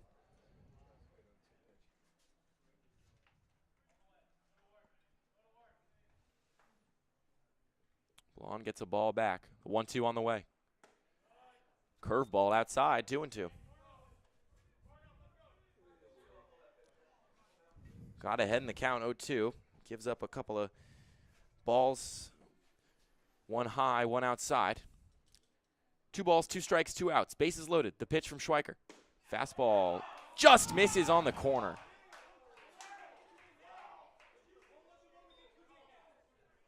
Head coach Tyler Kimmick really not liking that one, and it's hard to blame him. That was a really tight call that didn't go the way he might want. And all of a sudden, a ball gives the Railers the lead. Full count, the pitch. Got him on the corner. You Schweik that. Luke Schweiker fired up as he comes off the mound. And the game remains knotted at 3. South Jersey trying to spring upset away from home. They'll turn to their bats to do just that after this. Hey, how's it going, guys? Ben Schauder joined alongside our Toyota player of the game, Eric Hartman, here in the ECCBL quarterfinal, in which your South Jersey Kings won 11-3 over the Trenton Falcons. You went 2-for-4 with a double and 4 RBIs today. I gotta know, as a team, after a huge win like this, how are you guys feeling? You know, we've been struggling a little bit as of lately and came out a little flat. C2 up on the board early, but I mean, Coach Ty was just getting on us, keep the offense rolling. Cora did a great job throwing there through 6 or 7 innings and just kept us in the game. Offense did their job. I mean, it was a monster 7 right? It was a 2-1 ball game at the end of the 6th, and then you score 9 runs. Your team scores 9 runs, and you guys take a commanding lead and just never look back from there. Just what was going through your guys' minds in the 9th inning? Once those first couple of runs scored, you kind of feel like, oh yeah, we're about to pile it on. Yeah, I mean, my double wasn't too pretty. Swing's a little long, but we got the job done. That's what we're doing. We're kind of just fighting off pitches, getting the job done, getting 2 out hits, bases loaded hits, getting hits in big spots. You know, come through on big hits. And you guys, with your backs against the walls, in the case of Trenton Generals a few days ago, a winner go home game, 13-1 win. This one, you got an 11-3 win over the Trenton Capitals. Again, another winner go home game. Now moving on to the ECCBL semifinals. How do you feel like your team has really rallied in these high-intensity situations where your season could end at any moment? It's playoff time. You know, some of the guys, you know, live for the playoffs. This is when you come. This is when you come out. This is what you do. Big moments. And a lot of the guys stepped up today. It was big win for us. And I got one final one for you. You're facing the monster in the North Division. Here in the ECCBL, Southside has been the top dog in the North and really in the entire league. How do you guys prepare for a game like that in the semifinals beside that? Just go out, stay within ourselves, be confident, play how we played today. Pitching's going to do a good job, play good defense, and hopefully the offense will come out again as well. You heard him. That's Eric Hartman, our Toyota player of the game here in the ECCBL quarterfinals. We'll see you Saturday when the Kings face Southside in the ECCBL semifinals in Quakertown. Have a good night. And that was an interview with Toyota player of the game, Eric Hartman, from the semifinal at Moody. And right now, in the left-handed batter's box is that man. Sees the first pitch snap upstairs, but in the zone for a called strike. Yeah, and Hartman has been fantastic all season long, an over 330 hitter, and swings through that one. Need a big start to the inning from him right here. I mean, you tack on the 2 runs to tie this game up, and Eric Hartman might be the guy you want to see up at the plate starting things off in the very next inning. Much like a lot of the meat of this Southside order, the South Jersey order, though, he really hasn't had the most productive day. It's been Raba and the gang. That's basically who's done most of the damage. But with Raba and Fitzpatrick both having strong games, it's been the bottom half of the order and the leadoff guy. The 0-2 is poked the other way. Raider has it, pumps, throws, not in time, not even close. And Hartman got there with room to spare. Might have heard what we said about him, not really hustling in that last at-bat, but made his way over to first there and beat the throw. It looked like, Raider might have had some trouble with it. I literally couldn't see because of the pillar that was right in front of me. It's one of those plays, I remember bringing it up once in one of our broadcasts this summer where coaches just cannot stand it. Maybe it was a real case where he was struggling to get the ball, but the double clutch and then the throw, and right there, it caused the runner to get on. Scullion checks at that one. And if there's ever time for big Danny Scullion to get a big hit like he did so often in the first half, now would be that time. Came back in the South Jersey lineup for the first time in almost 2 weeks last game. Didn't get a hit. Today, hitless as well with 2 strikeouts and a pop-up. Counts even to him right now, 1-1. And not looking at the rest of how this game has gone, just looking at these players on the season, talk about a great situation for the Kings, right? You got Hartman on, you got Skilling up at the plate, you got Pedrick on deck. I mean, those three guys have been electric for them all summer long. 1-1. Way outside, different zip code. And Hartman will make his way into scoring position as Jersey clawing back and just not going away without a fight. And you could hear Fischel kind of groaning as he saw that curveball just going away and away and away, just kind of going like, oh, and then he'd have to chase it down to make sure Hartman only stayed on second. Hartman on second, the 2-1. This one is into the outfield and down for a base hit. Hartman's going to wheel around third. He'll get home with plenty of time to spare. Danny Scullion in a big spot comes through in a big way. The Kings lead 4-3 in the top of the 8th. There he is. Right there he is. That's the Danny Scullion we've known all summer long. He's coming up in the clutchest moment possible here in the ECCBL semifinals. Boy, oh boy, don't count the Kings out. I mean, we've learned that the past couple weeks. Do not count the Kings out. Number 11, second baseman, Andrew. This will bring up Andrew Pedrick. Started at second base today, hopped around through that middle infield a lot this year, shortstop, second base. Made an all-star team, but he's 0 for 3 today. Squares to bunt, pokes it down the third base line, but it's foul. Well, you know, we've seen Scullion run around out there. For a guy as big as he is, he moves pretty well. He does. Yeah, Danny Scullion can definitely make his way around the base path. So he will take his short-ish lead over there on first. Pedrick brings the bat to his shoulder. Huffman kicks and fires. Curveball called strike. South Jersey fans not liking that call. I think Pedrick saw it land and just said, please don't call that a strike, please don't call that a strike, because he kind of knew it was right on the line. So he's behind in the count 0-2. Huffman up to 12 pitches. Lucky number 13 on the way. Foul to back. Giving chase is Raider, but he's about 15 feet short, and that one's into the parking lot. It's good to see Pedrick swinging away, though, right? We saw a bunch of attempts in the first pitch, and you kind of groan at that because there was one runner on first. There's no outs on the board, right? And Pedrick, all season long, has been a great batter. Now today, yeah, sure, he's 0 for 3, but got to have confidence in him. Nobody gone here. 0-2. The pitch. Got him on the curveball. Pedrick watched it go through, and will now watch the next pitch from the bench. As Huffman picked up a pair of nice pitches there. One end of the at-bat, both curveballs. Might be seeing another change, too. Yeah, as we're going to get a meeting out here on the mound, and they're going to say, pitching change. Yep, they hit the signal. And a new one will jog in from the bullpen out there in left field. So Huffman's day is done. He throws 14 pitches, but he gives up an all-important 4th run. As South Jersey, with a late rally, leads 4-3. We'll be back with the new pitcher after this. I wanna dance in the lights. I wanna rock your body. I wanna go for a ride. Hop in the music and rock your body.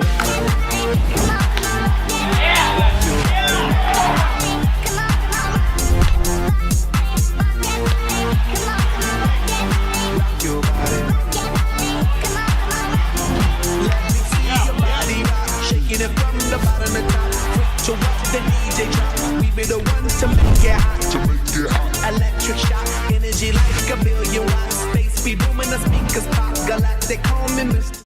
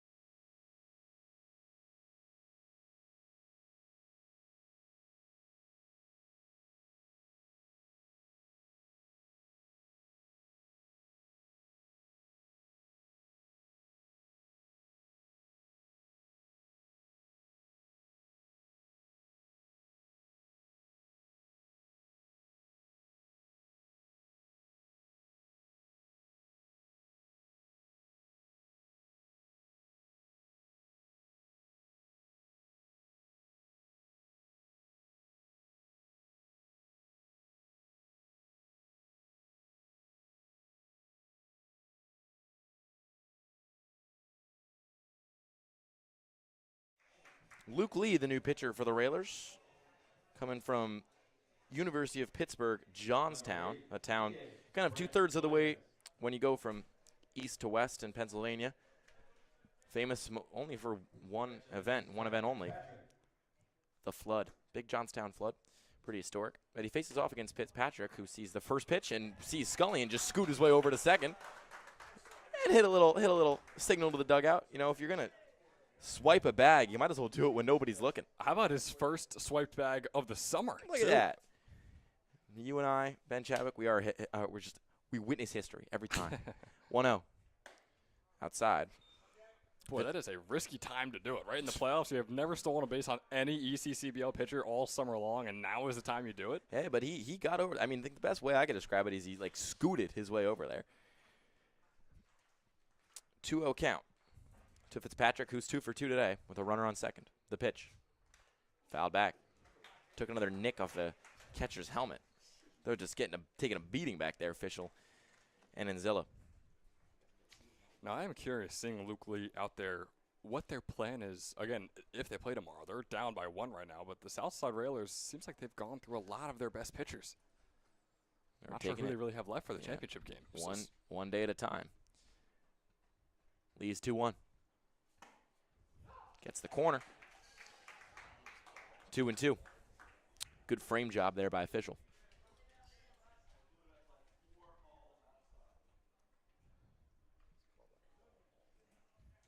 2 balls, 2 strikes, 1 out. Runner on second. Fitzpatrick is 2 for 2 today. The stretch. That one missed way outside. Count full.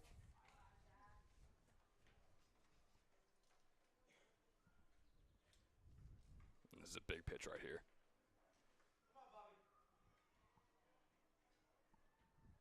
Lee comes set. Checks the runner. 3-2 to Fitzpatrick on the way. Outside, ball 4, and the catcher will take his base. That's 2 hits and 2 walks for Fitzpatrick today. He's having himself a big game and a big moment.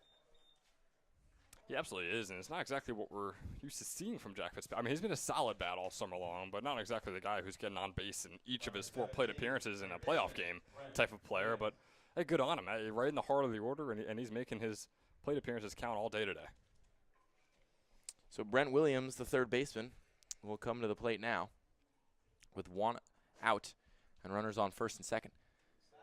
Lee steps up and then off.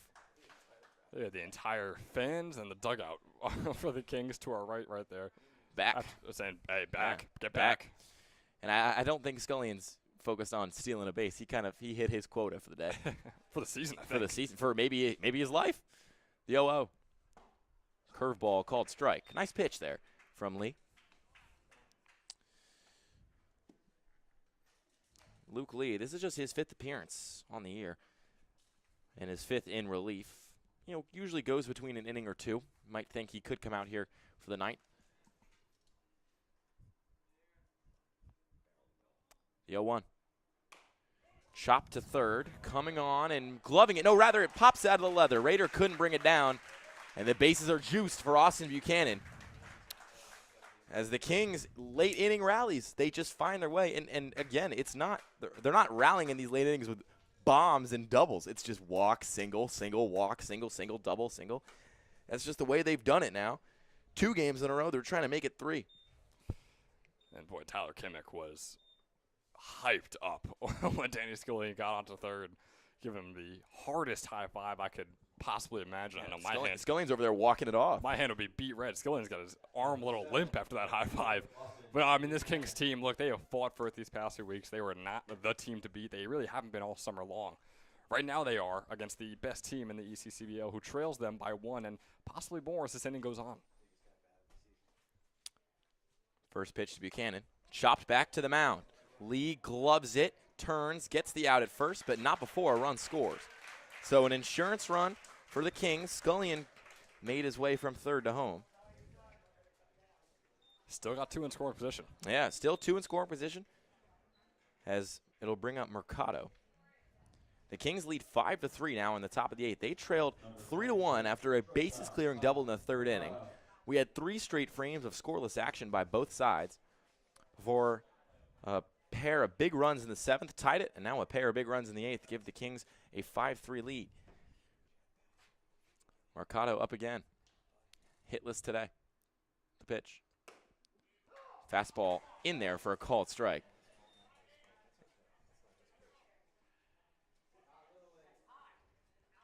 Mercado still without a hit today. He has 5 hits in his last 9 at-bats in the past 3 games. Just like the rest of the lineup, or for the most part the rest of the lineup, he's had the hot hand recently. But just not in the past 2 hours.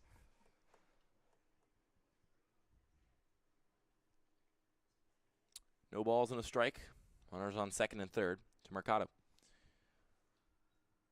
Lee's pitch. Ground ball to shortstop. Blonde has it, pumps, fires, and he makes the play. He makes the play. It was close. It was really close. Almost took France off the bag. South Jersey Kings fans not liking it, but looked like a pretty cut and dry call to me. Kings 5, Southside 3. As we go to the bottom of the 8th, Railers, the 1 seed in the ECCBL, have 6 outs to put up 3 runs if they want to win this thing in regulation. We'll be back after this message from Northfield Bank. The ECCBL is sponsored in part by Northfield Bank, proudly serving local communities since 1887. With branch locations across Mercer and Hunterdon counties, Northfield offers simply free checking with no minimum balance, no monthly fees, and no per-check charges. Northfield Bank customers also enjoy free online banking, mobile app access, and a free debit card for everyday purchases. For more information, please visit northfield.com or follow Northfield Bank on LinkedIn, Instagram, Facebook, Twitter, and TikTok at Northfield Bank.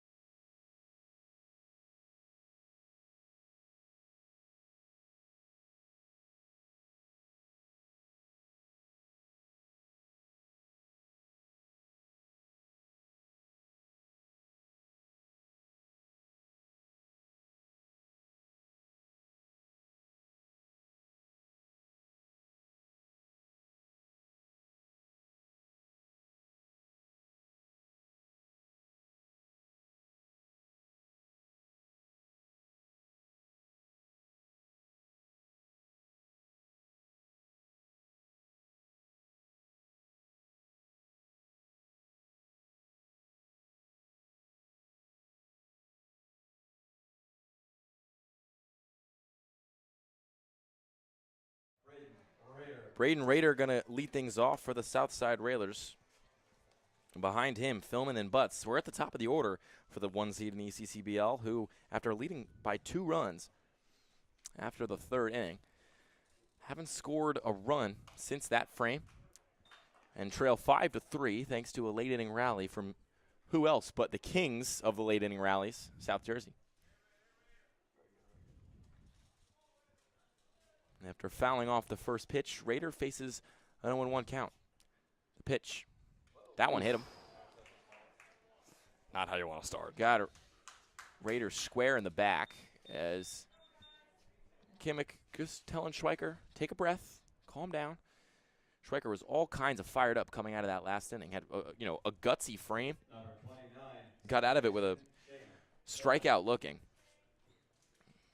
So Raiders 1 for 3 day will remain the same, and this will bring up Shane Philman, who's 3 for 4 and is kind of the engine of the offense for the Railers for much of this season.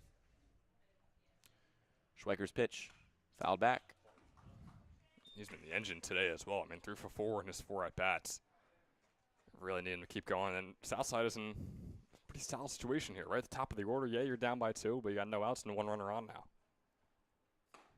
That curveball gets away from Schweiker. It's inside. Philman tapping his chest, almost maybe saying, my bad for not letting that hit him or something, but he sprung out of the box pretty quickly. 1-1 count. Fastball catches the corner. As the fans dotting these bleachers for much of the game leaned back, most of them leaning forward now. The 1-2. Lined into the outfield, moving in as Buchanan. He sees it, and he gloves it. That's out, number 1. It's a big one for Schweiker to get right there. I mean, that is the most dangerous batter. And Shane Fillman, who is now arguing with the umpire. Unsure of what Fellman's feud could be. Perhaps catcher's interference, as Southside's head coach is going to come over and talk. Be the only logical explanation for me. Like, it wasn't a count dispute, I don't believe at least.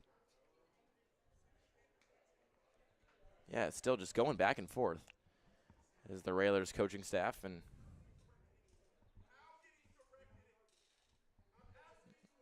as the crowd is hushed. We can hear and he's gone, and he's ejected. And they've thrown out the Southside head coach. He was running his mouth, and, well, he got ran for it. At Southside now going to be without their head coach, and he's still getting his money's worth. Going at the home plate umpire, following him around. Still, the pair exchanging words. They've turned on some music here so we can, no longer hear every word of the conversation. But still, following the umpire up the first baseline, and still going at him. And the home plate umpire is trying to remove himself from the situation right now. You have Shane Fillman, who's walking down and talking to his parents. We're talking to some parents, just saying, yeah, I agree with you. And there's a heated left side of the field right now. The dugout and all the fans to our left. I mean, it's pretty clear. South side to our left here in the press box, and South Jersey Kings to our right. And my goodness, things still are getting going. tense. Yeah, he's getting his parting shots in as he walks away. And, well, he turned around. As he backpedals, he's still letting it go. We haven't heard a word from the home plate umpire in the last 2 minutes of action, but that's playoffs. Talking about playoffs? Playoffs? That's the kind of energy and tension you get in a game that was on cruise control from the 4th to the 6th. And now in the 7th and the 8th, things have woken up. Tensions are high. And I'd emotions running rampant, and we've got ejections and fired up fans here at Quakertown. I'll wait for this next pitch to say what I need to say, but there is something about this Southside team. Pitch to Butts, fastball low. It does seem to be the most serious and intense team here in the ECCBL, right? Which is obviously why they are the #1 team in the league as well, but that also can flare up in times like this. Next pitch, curveball high. Like you said, back at Moody Park, it kind of feels like that kind of backyard baseball feel. It is not the case here in the North Division, especially with Southside. Schweiker's 2-0. Grounded sharply to third, foul. As Butts has still got a strike to give before this counts even. It's 2-1. Schweiker on 53 pitches so far today. His 54th on the way. Curveball gets the outside corner. 2-2. That's a good-looking pitch right there. With one gone and Raider on first, the double play ball in effect, perhaps, the 2-2. That one is spiked, but a nice block by Anzilla. Smoothly slid over there and knocked it down with his chest. Full count. He's done so all day long, too, with all the pitchers that he's been catching for. I mean, he has been a brick wall behind home plate. 3-2. Swing, ground ball, foul, right towards his own dugout. Couldn't claim a victim on the way through. Butts looking for his first hit of the day. He's 0 for 3. The 3-2. Ground ball to third. Williams has it. Fires to 2. This could be a double play. Over to first. Not in time. Scullion stretched but couldn't get the second out. It was a close play, but it seemed like the right call. I don't think these umpires can make a single call without being yelled at by either the left or right side of us here in the press box. They're going to be in the witness protection program before you know it. But the lead runner thrown out, that was Raider. He was out by a mile. A nice play by Williams to get it over to Pedrick. Scullion tried to extend over at first, couldn't get the runner in time. So there's 2 gone with Butts on first, and it'll be Fischel who sees the first pitch drop in for a called strike. My goodness, these next, 7 outs we have here are going to be some intense ones. 0-1. Fastball catches the corner, 0-2. And Schweiker 1 strike away from moving from the 8th to the 9th and putting out the fire for the South Jersey Kings. The 0-2. in the dirt, gets away. Butt's going to advance to second and wheel in there. If you're Schweiker, you got to calm yourself down. I mean, there's a lot of intensity going on in your dugout and the opposing dugout, in your fan base and the opposing fan base. You can't let any of it get to your head right now. You have to play your game. Butt's on second. 1-2 to Fischel. Fastball high. Evens the count up. 2-2. 5-3 advantage for the South Jersey Kings. They at one point trailed by 2 runs, trying to claw their way back in this semifinal. The 2-2. Curveball. Can't catch it. Counts full. And this is a stone-cold hitter you're going against right now. Owen Fischel seems like he always makes the right decision when he's up at the plate. 3-2, 2 outs, runner on second, 2-run ball game. The pitch, fastball, can't catch the corner, and Fischel walks. And just like that, the tying run is on the base paths, and we're going to get a mound visit. Kelly coming up to hit right now is a dangerous hitter in the Southside lineup full of mashers. As they're going to talk things over with Schweiker, who is up to 63 pitches. That's a big number for a guy that doesn't often, go that many pitches. Even though he does start occasionally.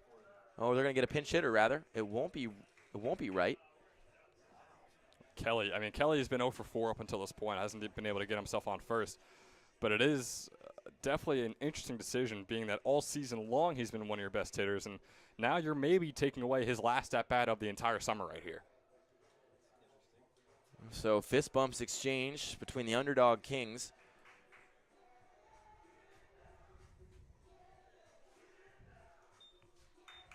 But just praising Owen Fischel's name a little bit more. He's 4 for 4 today in terms of getting on base, right? He's got the 3 walks. He's got the 1 hit that he had earlier in his first at-bat as well. And over at DeSales in his senior season, he was a .323 hitter with 6 doubles and a home run. I mean, this is a guy who has just been getting better and better at the game of baseball as he's grown older.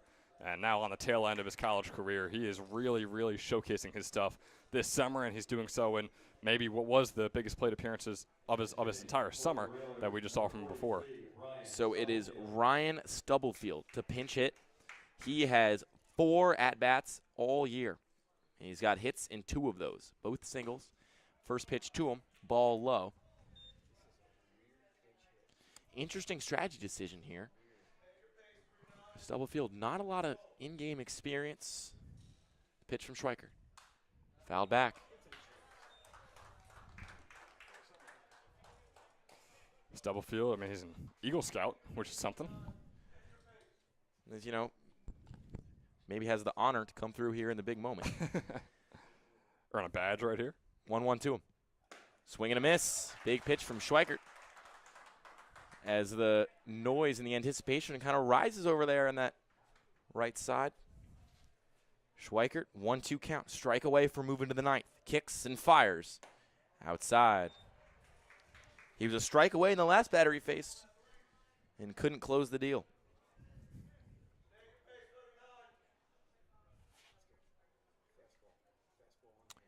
Schweiker kicks inside, knocked down by Anzilla. He didn't see the ball for a second.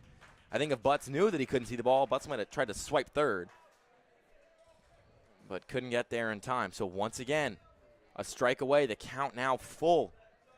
Tension so thick at Quakertown. Could cut it with a knife. Schweiker pitches way upstairs. He totally lost that one. It ricochets off the bricks, and the bases are loaded. Second frame in a row. And Kimmick exchanges a couple words with his pitchers, but we'll go back into the bullpen, in the dugout, and you got to ask the question, you have an all-star closer in Danny Snyder, an all-star closer. You don't put him in here for a 4-out save? It's tough, right? It's a tough situation because you're still a team that holds a 2-run lead, and Snyder still is a guy that you want to make sure you can see tomorrow should you play tomorrow. So I think right now it's a tough decision to make, but I think I might be with you. I think this is when you throw him out. Bases loaded. You need a jolt of energy up on the mound. Tying run on second, leading run on first. The pitch from Schweiker is swung on and missed by France. He's 0 for 4 today. The first baseman trying to get his first knock. Hitting .243 on the summer. Second pitch to him, same result. And once again, 0-2 for Schweiker, who is down to his last strike. With the bases juiced, Stubblefield, Fischel, and Butts on first, second, and third. France at the plate, a 5-3 lead for the Kings in the bottom of the 8th. The pitch. Fouled away. Oh boy, you hear that sound on a bases loaded 2-out swing, and you just wonder where that ball is going.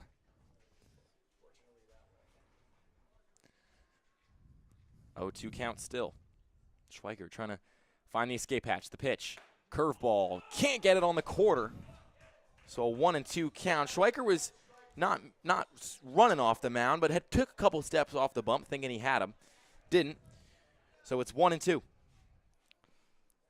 Schweiker's pitch. This one fouled again. Seeing the fastball pretty well right now seems to be France. Yeah, France is definitely hitting the fastball well. Schweiker, the best pitch he's had all day is that curveball, breaking ball, slider, whatever he's got in his arsenal. See if we see it right here. Schweiker's 1-2. Curveball high. Count is even. He wants an explanation. Doesn't get one from the umpire. Evens the count at 2. 2's across the board. Bases loaded to France. The pitch. Curveball. That one's in there, and the 8th inning is over. Schweiker all kinds of fired up as this South Jersey Kings find the escape hatch once again here at Quakertown. They still lead 5-3. We head to the final frame, and the Kings potentially last chance to add some insurance runs. We'll be with you after this. Hi, my name is Dr. Philip Glassner.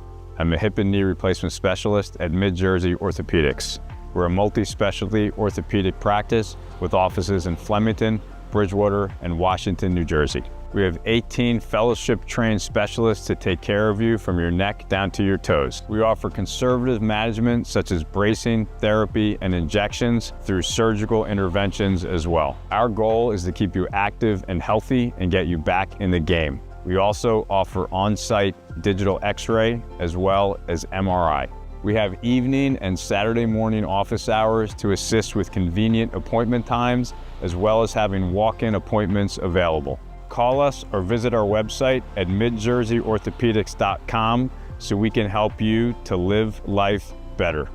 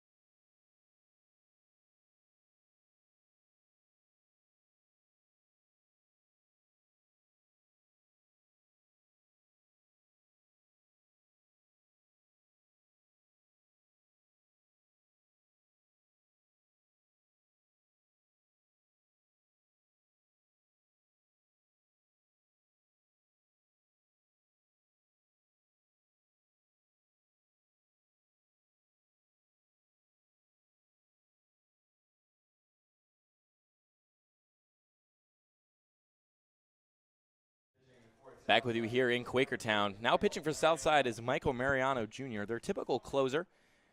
Has, not only appeared in relief outside of a couple occasions. He's got a pretty good ERA so far this summer in a league where not a lot of guys have reliable stuff. 3.808. And he gets things going, though, with a ball low. That one's a called strike. We've pitched the 3rd most innings on the Southside squad, so maybe a guy that they might have been trying to save for tomorrow. Raba pieces that one. Unthreatening position, undering it and making the catch. Here's the second baseman. One away.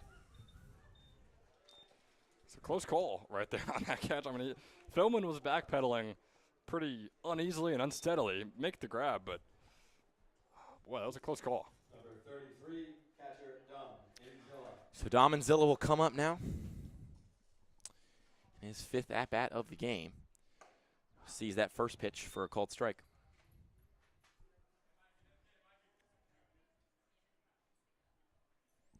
The 0-1. Fouled away. Nothing in 2. Zilla's just 1 for 4 today. He's a 300 hitter on the summer, though, with the 7 RBIs he's racked up. Mariano's pitch. Misses outside. Fans wanted it.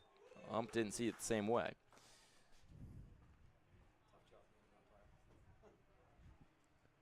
1-2 on the way. Poked foul. That was a stay-alive swing if I've ever seen it. Yeah, definitely reaching at that one. Could have easily been a 2-2 count for him, but then again, I mean, when you have 2 strikes on the board, you become a whole different hitter, mindset-wise, with the pitches you're swinging at. 1-2 on the way. Check swing in the dirt. Didn't go. 2-2. Excellent framing by Official right there. I mean, it was in the dirt, too, but, boy, he fooled me for about a half second. Mariano's pitch. Lined into left field, but foul. Nice piece of contact there from Inzilla.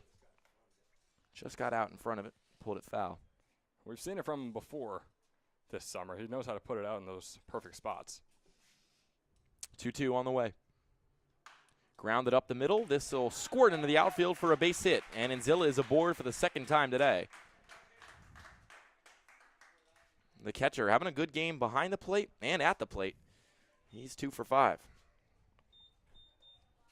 It's a big hit to get just to continue the inning and maybe rack on some insurance runs. Once you saw Rabba fly out, you kind of wondered, oh, is this going to be a very quick inning, and we'll get to obviously the real tense bottom of the 9th. But no, maybe the Kings can add on a couple here. So Mariano kicks and fires his first pitch to Hartman, a called strike. Hartman, for the praise we've been heaping on him so far today, is 0 for 4 in this contest. What a time to get his first hit this would be. The 0-1. Popped up, carrying foul. Moving over is Raider. He won't get there. It's into the lot. We got a whole lot of green grass out in that past the left field foul line. And there is a white chalk marker, which I believe if it's caught past there, then it won't count as a The out? white chalk marker is like the out of bounds Yeah, line, I'd basically. imagine, right? Hartman fouls that one, same spot. This time, Raider doesn't give chase. Yeah, this is a big at-bat for Hartman. I mean, it's a guy who is our Toyota player of the game. Yesterday went 2 for 4 with a double and a whole heap load of RBIs, but today just haven't seen the same. This pitch to Hartman is grounded to first and under the glove of a diving France. Moving to second is Inzilla, and coming back to first is Hartman. So runners on the first 2 bags for the Kings. There he is. Right, I mean, he showed up in the time they needed him the most. Maybe add some insurance runs right here. And Scullion's bat again in a big spot. He came through in the last inning with a huge single that plated the run that gave them a lead. He swings the first pitch, bloops into the outfield again. Holding up at third is Inzilla. And the Kings loading the bases with just 1 gone and hitting Mariano pretty well here in the 9th. How about the offense of the South Jersey Kings? I mean, they have been so impressive these past 3 games, including this one. Tack on 13 against the Generals about a week ago. He tack on 11 a couple days ago, and 5 against Southside might be the most impressive yet. Second baseman Andrew Pedrick up now. First pitch from Mariano in the dirt. 1-0. So Scullion on first, Hartman on second, and Inzilla on third. All reached by single. The 1-0 snaps into the zone for a 1-1. A trio of bloop singles have loaded the bases up. Mariano's 1-1. Line sharply and down, fair ball. This could score a triple, but it will score just 2. As the Kings tack on another pair, taking his time and then touching the bag with a smile is Eric Hartman. The Kings get 2 insurance runs on the board. And look, in the 7th, 8th, and 9th, they've plated a pair in each of those 3 innings. And a 7-3 lead now for South Jersey over the #1 seed in the ECCBL, the Southside Railers. And how about this heart of the lineup that we brought up a few innings ago? We're like, yeah, I mean, sure, Raba has a couple hits, and towards the back end of the order has a couple hits, but no one in the heart of the lineup has any hits. They're swinging the bat well now. Fitzpatrick pops this one up, lost his elbow guard in the process. Butts makes the catch. Runner's going to tag from third. This could be a close play. Scullion's out by a mile. Did he dive around it? No, he didn't. Took a hard fall, Danny Scullion, on the dive. Catcher's making sure he's okay. He seems to be okay. So that'll do it for the top of the ninth, but not before a big pair of insurance runs plated by the South Jersey Kings. They lead 7-3, and it looks like it will probably be all-star closer Danny Snyder out here on the mound in the ninth. We'll be back with him after this. I wanna dance in the lights. I wanna rock your body. I wanna go for a ride. Hop in the music and rock your body.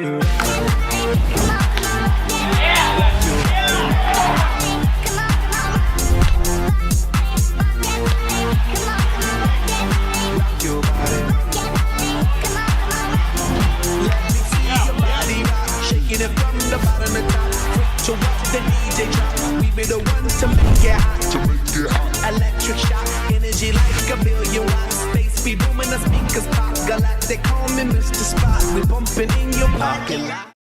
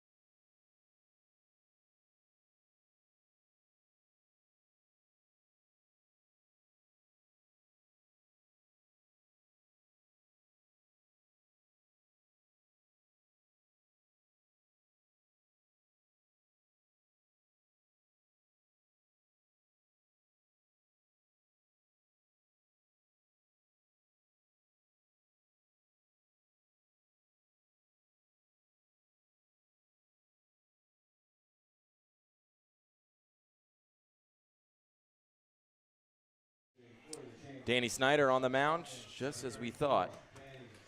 Stockton University right-hander. First time we've seen a righty from head coach Tyler Kimmick and the South Jersey Kings in this one, but he relieves Luke Schweiker, who really put together, it wasn't the cleanest performance by any stretch of the imagination, but just a shift, an absolute shift, through over 70 pitches and got through a trio of frames.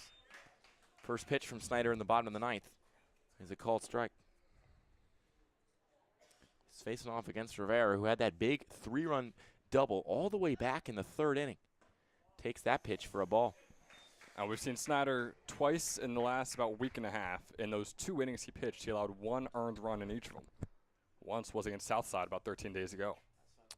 1-1 count to Rivera.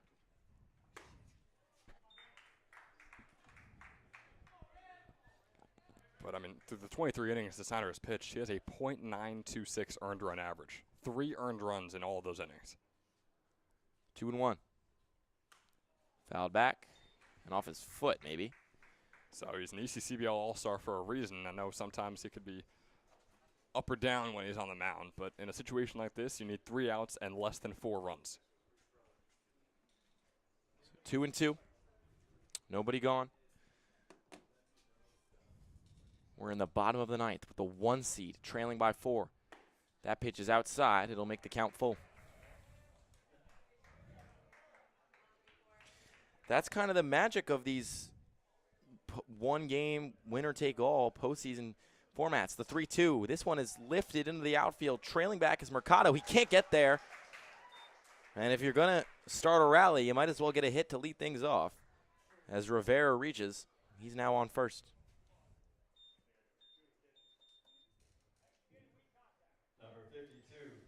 Not the strongest piece of contact. And I'm sure that's something that, Snyder will hold close. Now, but Jacob Rivera is a dangerous hitter. He has been this summer an over 300 hitter, and he was a 440 hitter in his freshman season at DeSales, and that's with 75 total at-bats. Next pitch, a called strike. So we were hyping up his buddy and his catcher in this game, Owen Fischel, who was great at DeSales in his senior season. And you could say that Rivera was even better. Gonzalez at the plate now. The 0-1 to him. Outside, 1-1.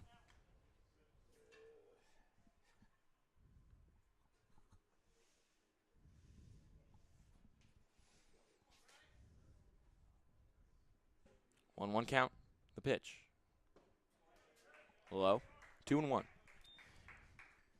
South Jersey 7, Southside 3. Thanks to 6 unanswered runs from the Kings in the last 3 innings. Snyder trying to close things out. The 2-1. Snaps in there for a called strike. 2-2. Breaking ball coming in around 73 miles an hour from Snyder as well. He's got a wide release point, Danny Snyder. Tall, lanky pitcher.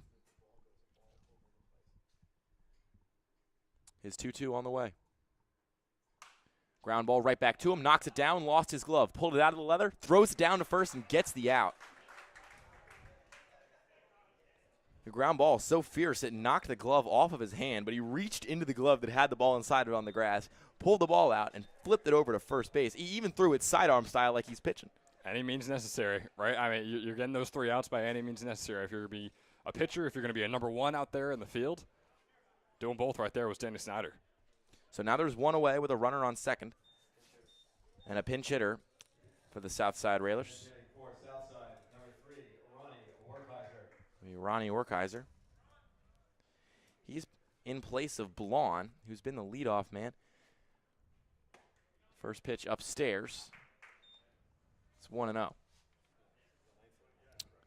Snyder has Rivera behind him on second base, but has a 4-run lead to play with here in the semifinals of the ECCBL playoffs. The pitch. Called strike, 1-1. Werkheiser hitting .471 on the summer, but has mostly been a bench bat for the Railers. Snyder's 1-1. Lined into the outfield. This will get down for a base hit. It's in the gap. Raba hustling over from center field. He'll glove it. 1 run will score. Werkheiser slipped and fell on his way around first, so he won't go anywhere past that. But Rivera is across, and perhaps some life for the Southside Railers. Now trailing by 3 runs in the bottom of the 9th with 1 gone. There absolutely is, and it was a well-struck hit, and that gets the rally going if you're Southside, but also a great, very well-thrown ball from the center fielder, Jordan Raba, holding Werkheiser at first. I know he stumbled a bit, but Raba was off balance and making the throw over to second base, and it was a really beautiful, accurate throw. So now the lineup card flips over. It's Rader. Led things off for us in the bottom of the first, at least led things off for the Railers in the bottom of the first. Sees the first pitch outside for a ball. Werkheiser on first. He's hopping out to a lead over there. Snyder comes set, kicks and delivers. Same pitch, same spot, same result. It's 2-0. Rader started off the bottom of the 8th. He was our leadoff hitter, and he was hit by a pitch. He's probably himself hoping for not the same exact outcome here. The 2-0. That one carried inside, but right into the strike zone. So it'll be 2-1.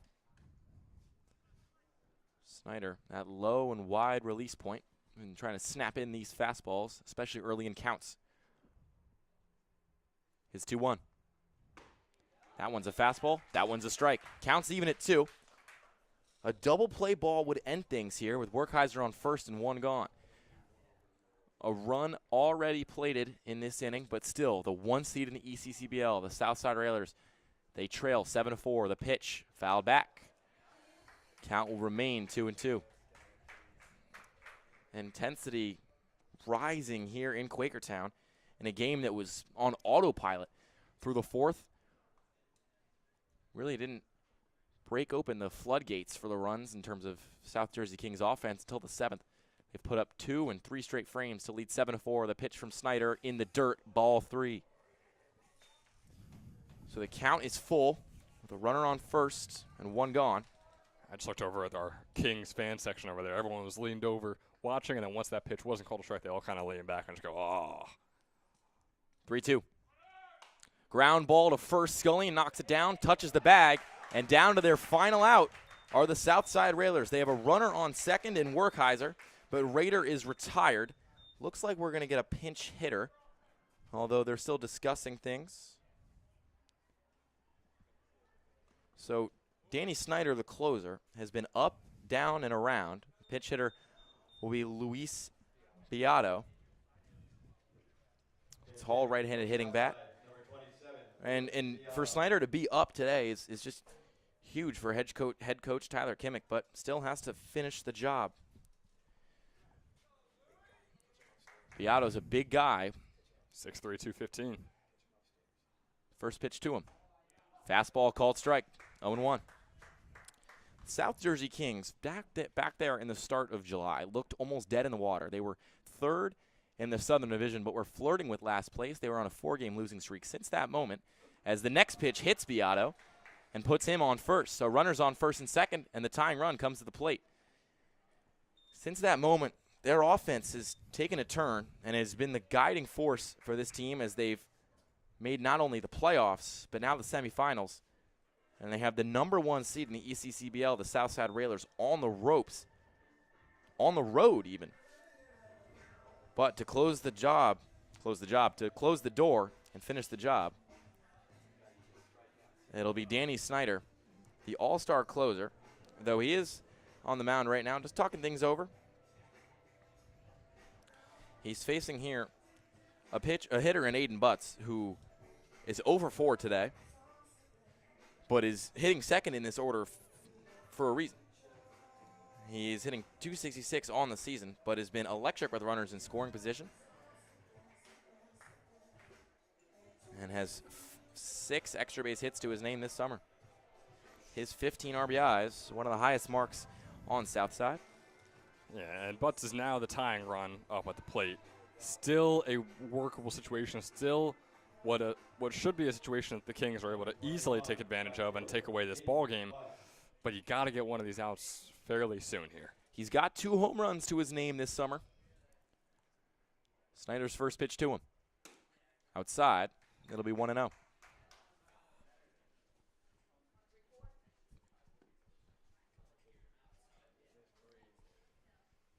Beato on first, Werkheiser on second. Snyder taking deep breaths, now comes set, the 1-0. Fastball right down the gullet, 1-1. Those are right in there. I mean, like you said, it was down the gullet. Those are very hittable balls that can go fairly far, especially off of Aiden Butts' bat. The pitch to Butts. He hits it the other way. It's carrying, and it's going foul. Landing on top of the Kings batting cage over there. And now down to their last strike are the Southside Railers, the most dominant force all summer in the ECCBL. They come into the playoffs as the 1 seed. They get a bye, but then they run into this hot-hitting team in South Jersey. The pitch, fouled back again. And South Jersey falls behind after a bases-clearing double in the third, but then puts up 6 runs in 3 innings to take a 7-4 lead and are a strike away from heading to the championship game. Snyder's pitch in the dirt, 2-2.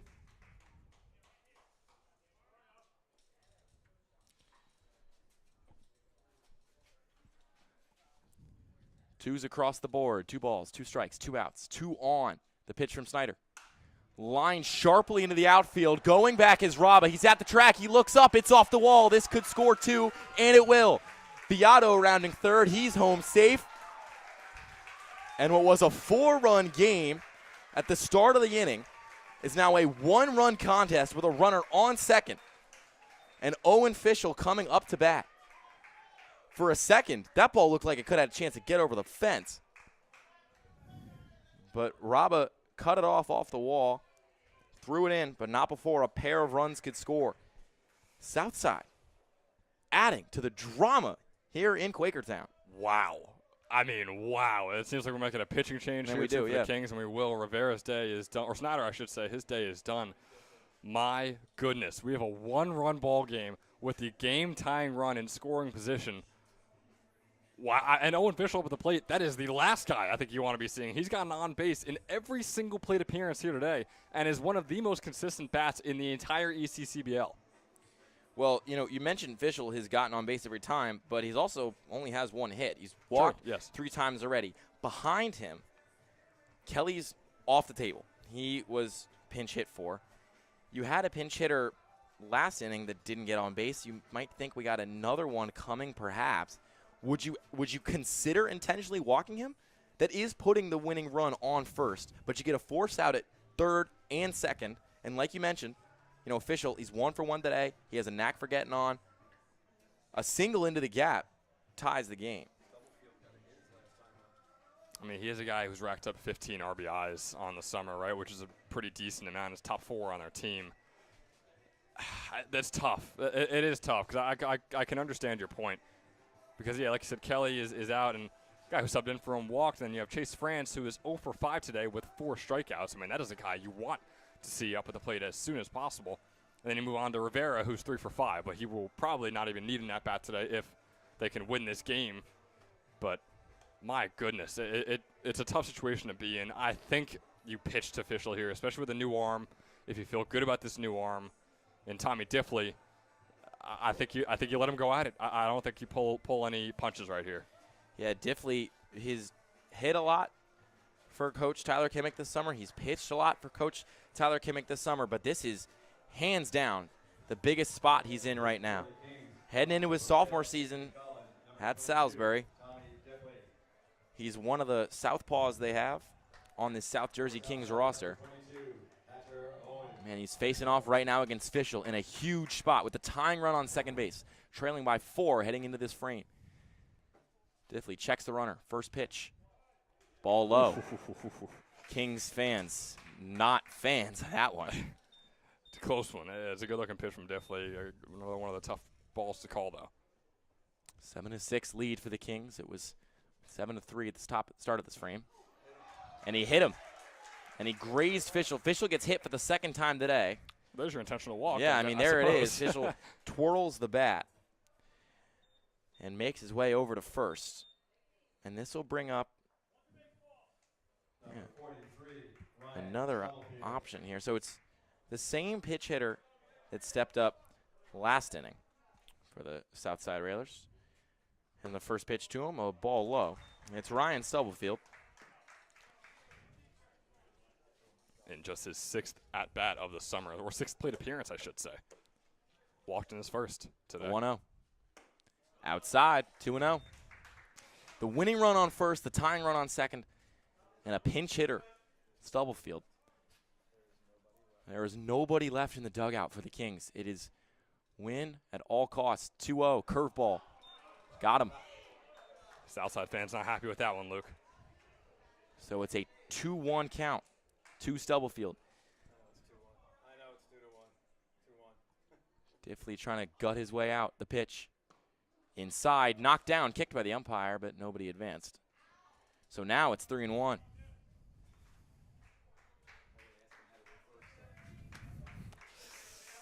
Oh boy, Luke, here we go. Buckle up. This is what playoff baseball is all about. Southside, the pitch. Fastball called strike, 3-2.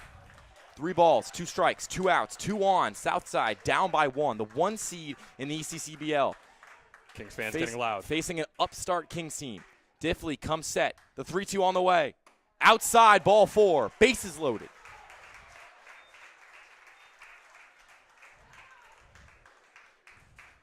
The ECCBL never won for a boring game. And we will not be seeing Chase France either. They took him out of the game. As Chase France has been sat down in favor of John Phillips, the pinch hitter. France was 0 for 5 in this one. The Kings have 7 runs on 11 hits and no errors. They've put up 6 runs in the last 3 frames. The Railers, meanwhile, 6 runs on 12 hits. They've committed 3 errors of their own. But now the bases are loaded. 2 outs, down by 1 in the semifinals. Win or go home of the ECCBL playoffs. First pitch in the dirt. A walk ties the game. Phillips is a .268 hitter. in the 41 at-bats we've seen of him so far this summer. Diffley comes set. His 1-0. Inside, hit him, and the game is tied. Southside storms all the way back from down 4 runs at the start of the inning, and it's 7-7. They were down to their last strike 3 times in this inning, and they have clawed their way out to tie it and send us to extras. If they don't score, but still, the bases are still loaded. This Southside lineup trying to gut out one of the most impressive comebacks we've ever seen in the ECCBL, given the number, given the stakes, given the fact that South Jersey came in here and looked like they punched him in the mouth, especially late in this one. But the 1 seed, trying to have something to say about it. It's Rivera. He had the bases clearing double. As we're going to get a mound visit and a pitching change. We couldn't see anyone warming up for the Kings. So Diffley will sit down. As we're going to get a pitching change. It's going to be Matthew Giuliano to step up for the Kings. Not one of the 4 all-star pitchers boasted in this lineup. He's pitched 2 innings this entire summer as well. Last time we saw him was June 8th. It's been about a month and a half since Giuliano has taken the mound here in the ECCBL, and he's in a situation where he either needs 1 out to continue their season or he can end their season right here. So he's going to take his warm-up pitches. And we're going to take you to a brief break. Don't go anywhere. Tie ball game, bottom of the 9th. Bases loaded for the Southside Railers. They look to defend home field after this. I wanna dance in the lights. I wanna rock your body. I wanna go for a ride. Hop in the music and rock your body.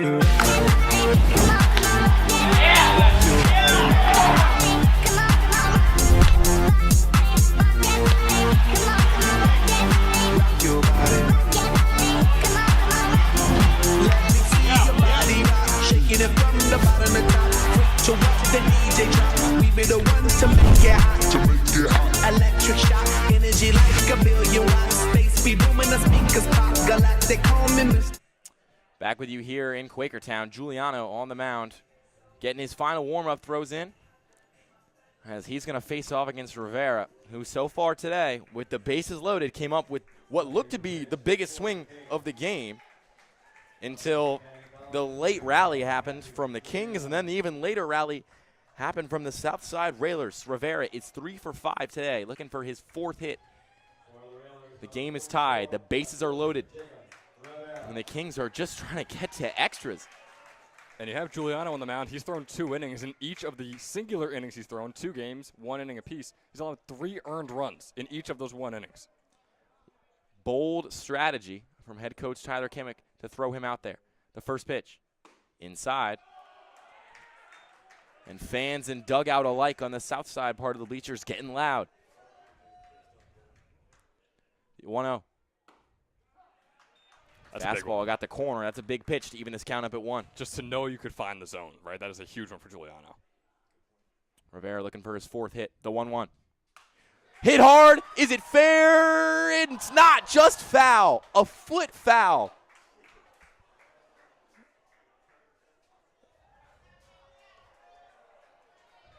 Doesn't get much closer than that, Luke. It doesn't get any closer than that. The cardiologists in the Quakertown area are going to be experiencing frequent phone traffic after this one. Oh, my goodness. That ball was just foul. Just foul. It was hot off the bat of Rivera, though. But now there's 2 strikes. We've seen this time and time again in this frame. Seen this 4 times now? The Railers down to their last strike, clawed all the way back, tied this up. Now, with the bases loaded, it's 1-2 to Rivera. Giuliano comes set. His pitch. Outside. Evens things up at 2.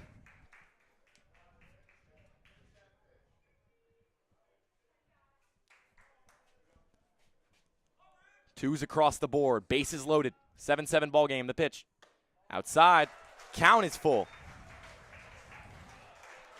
Count is full. Bases are full. Game is tied. We are in the semifinals of the ECCBL playoffs. Seasons build to moments like this. The tension and the drama rising in Quakertown. The 3-2. Foul back. A ball ends the game and ends South Jersey's season. They were leading by 4 runs heading into this frame.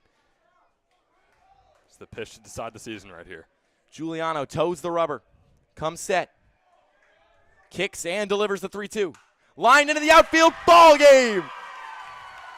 A walk-off winner.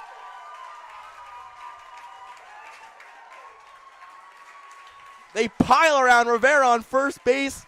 Water bottles everywhere. Helmets, hats, gloves everywhere. And the Southside Railers looked dead in the water just 20 minutes ago. They put together a 5-run bottom of the ninth and walk off the South Jersey Kings in stunning fashion. Jacob Rivera. Jacob Rivera, have yourself a day. He goes 4 for 6, racks up 4 RBIs. That's the Toyota player of the game right there. What a way to start off our weekend here in Quakertown, Luke. Game had it all. From beginning to end. Cinema, Benjamin. Cinema.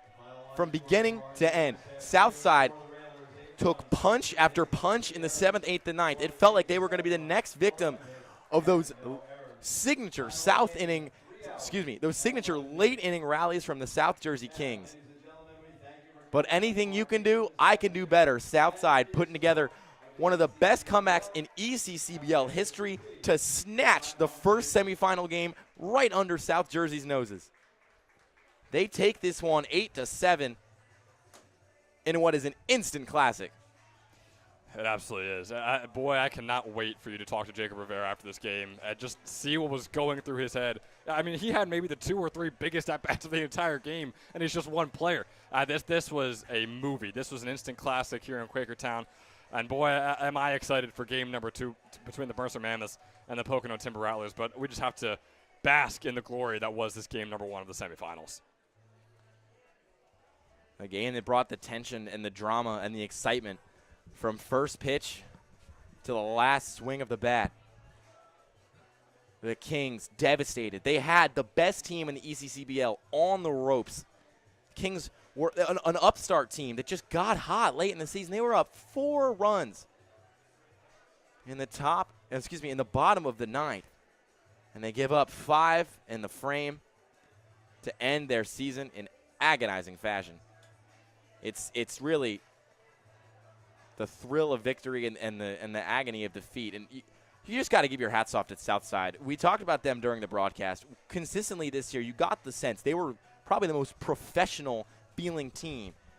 They just from the first day of the season to now as their season goes on, they have done such a good job just keeping the intensity up, keeping the standard up, and always playing to that standard. They could have folded very easily in the bottom of the ninth, down to their last strike on a number of occasions, but they claw their way back, and they take semifinal game 1. They snatch victory from the jaws of defeat, and that'll do it for game 1 from us. But we'll be back at 4:30 for game 2. That's in a little less than 90 minutes because of what a thrilling marathon game we had to get things going. The final score, at least from game 1 here at Quakertown, it's Southside 8, South Jersey 7. Everybody stay safe, get some water, get a snack, and be back with us at 4:30.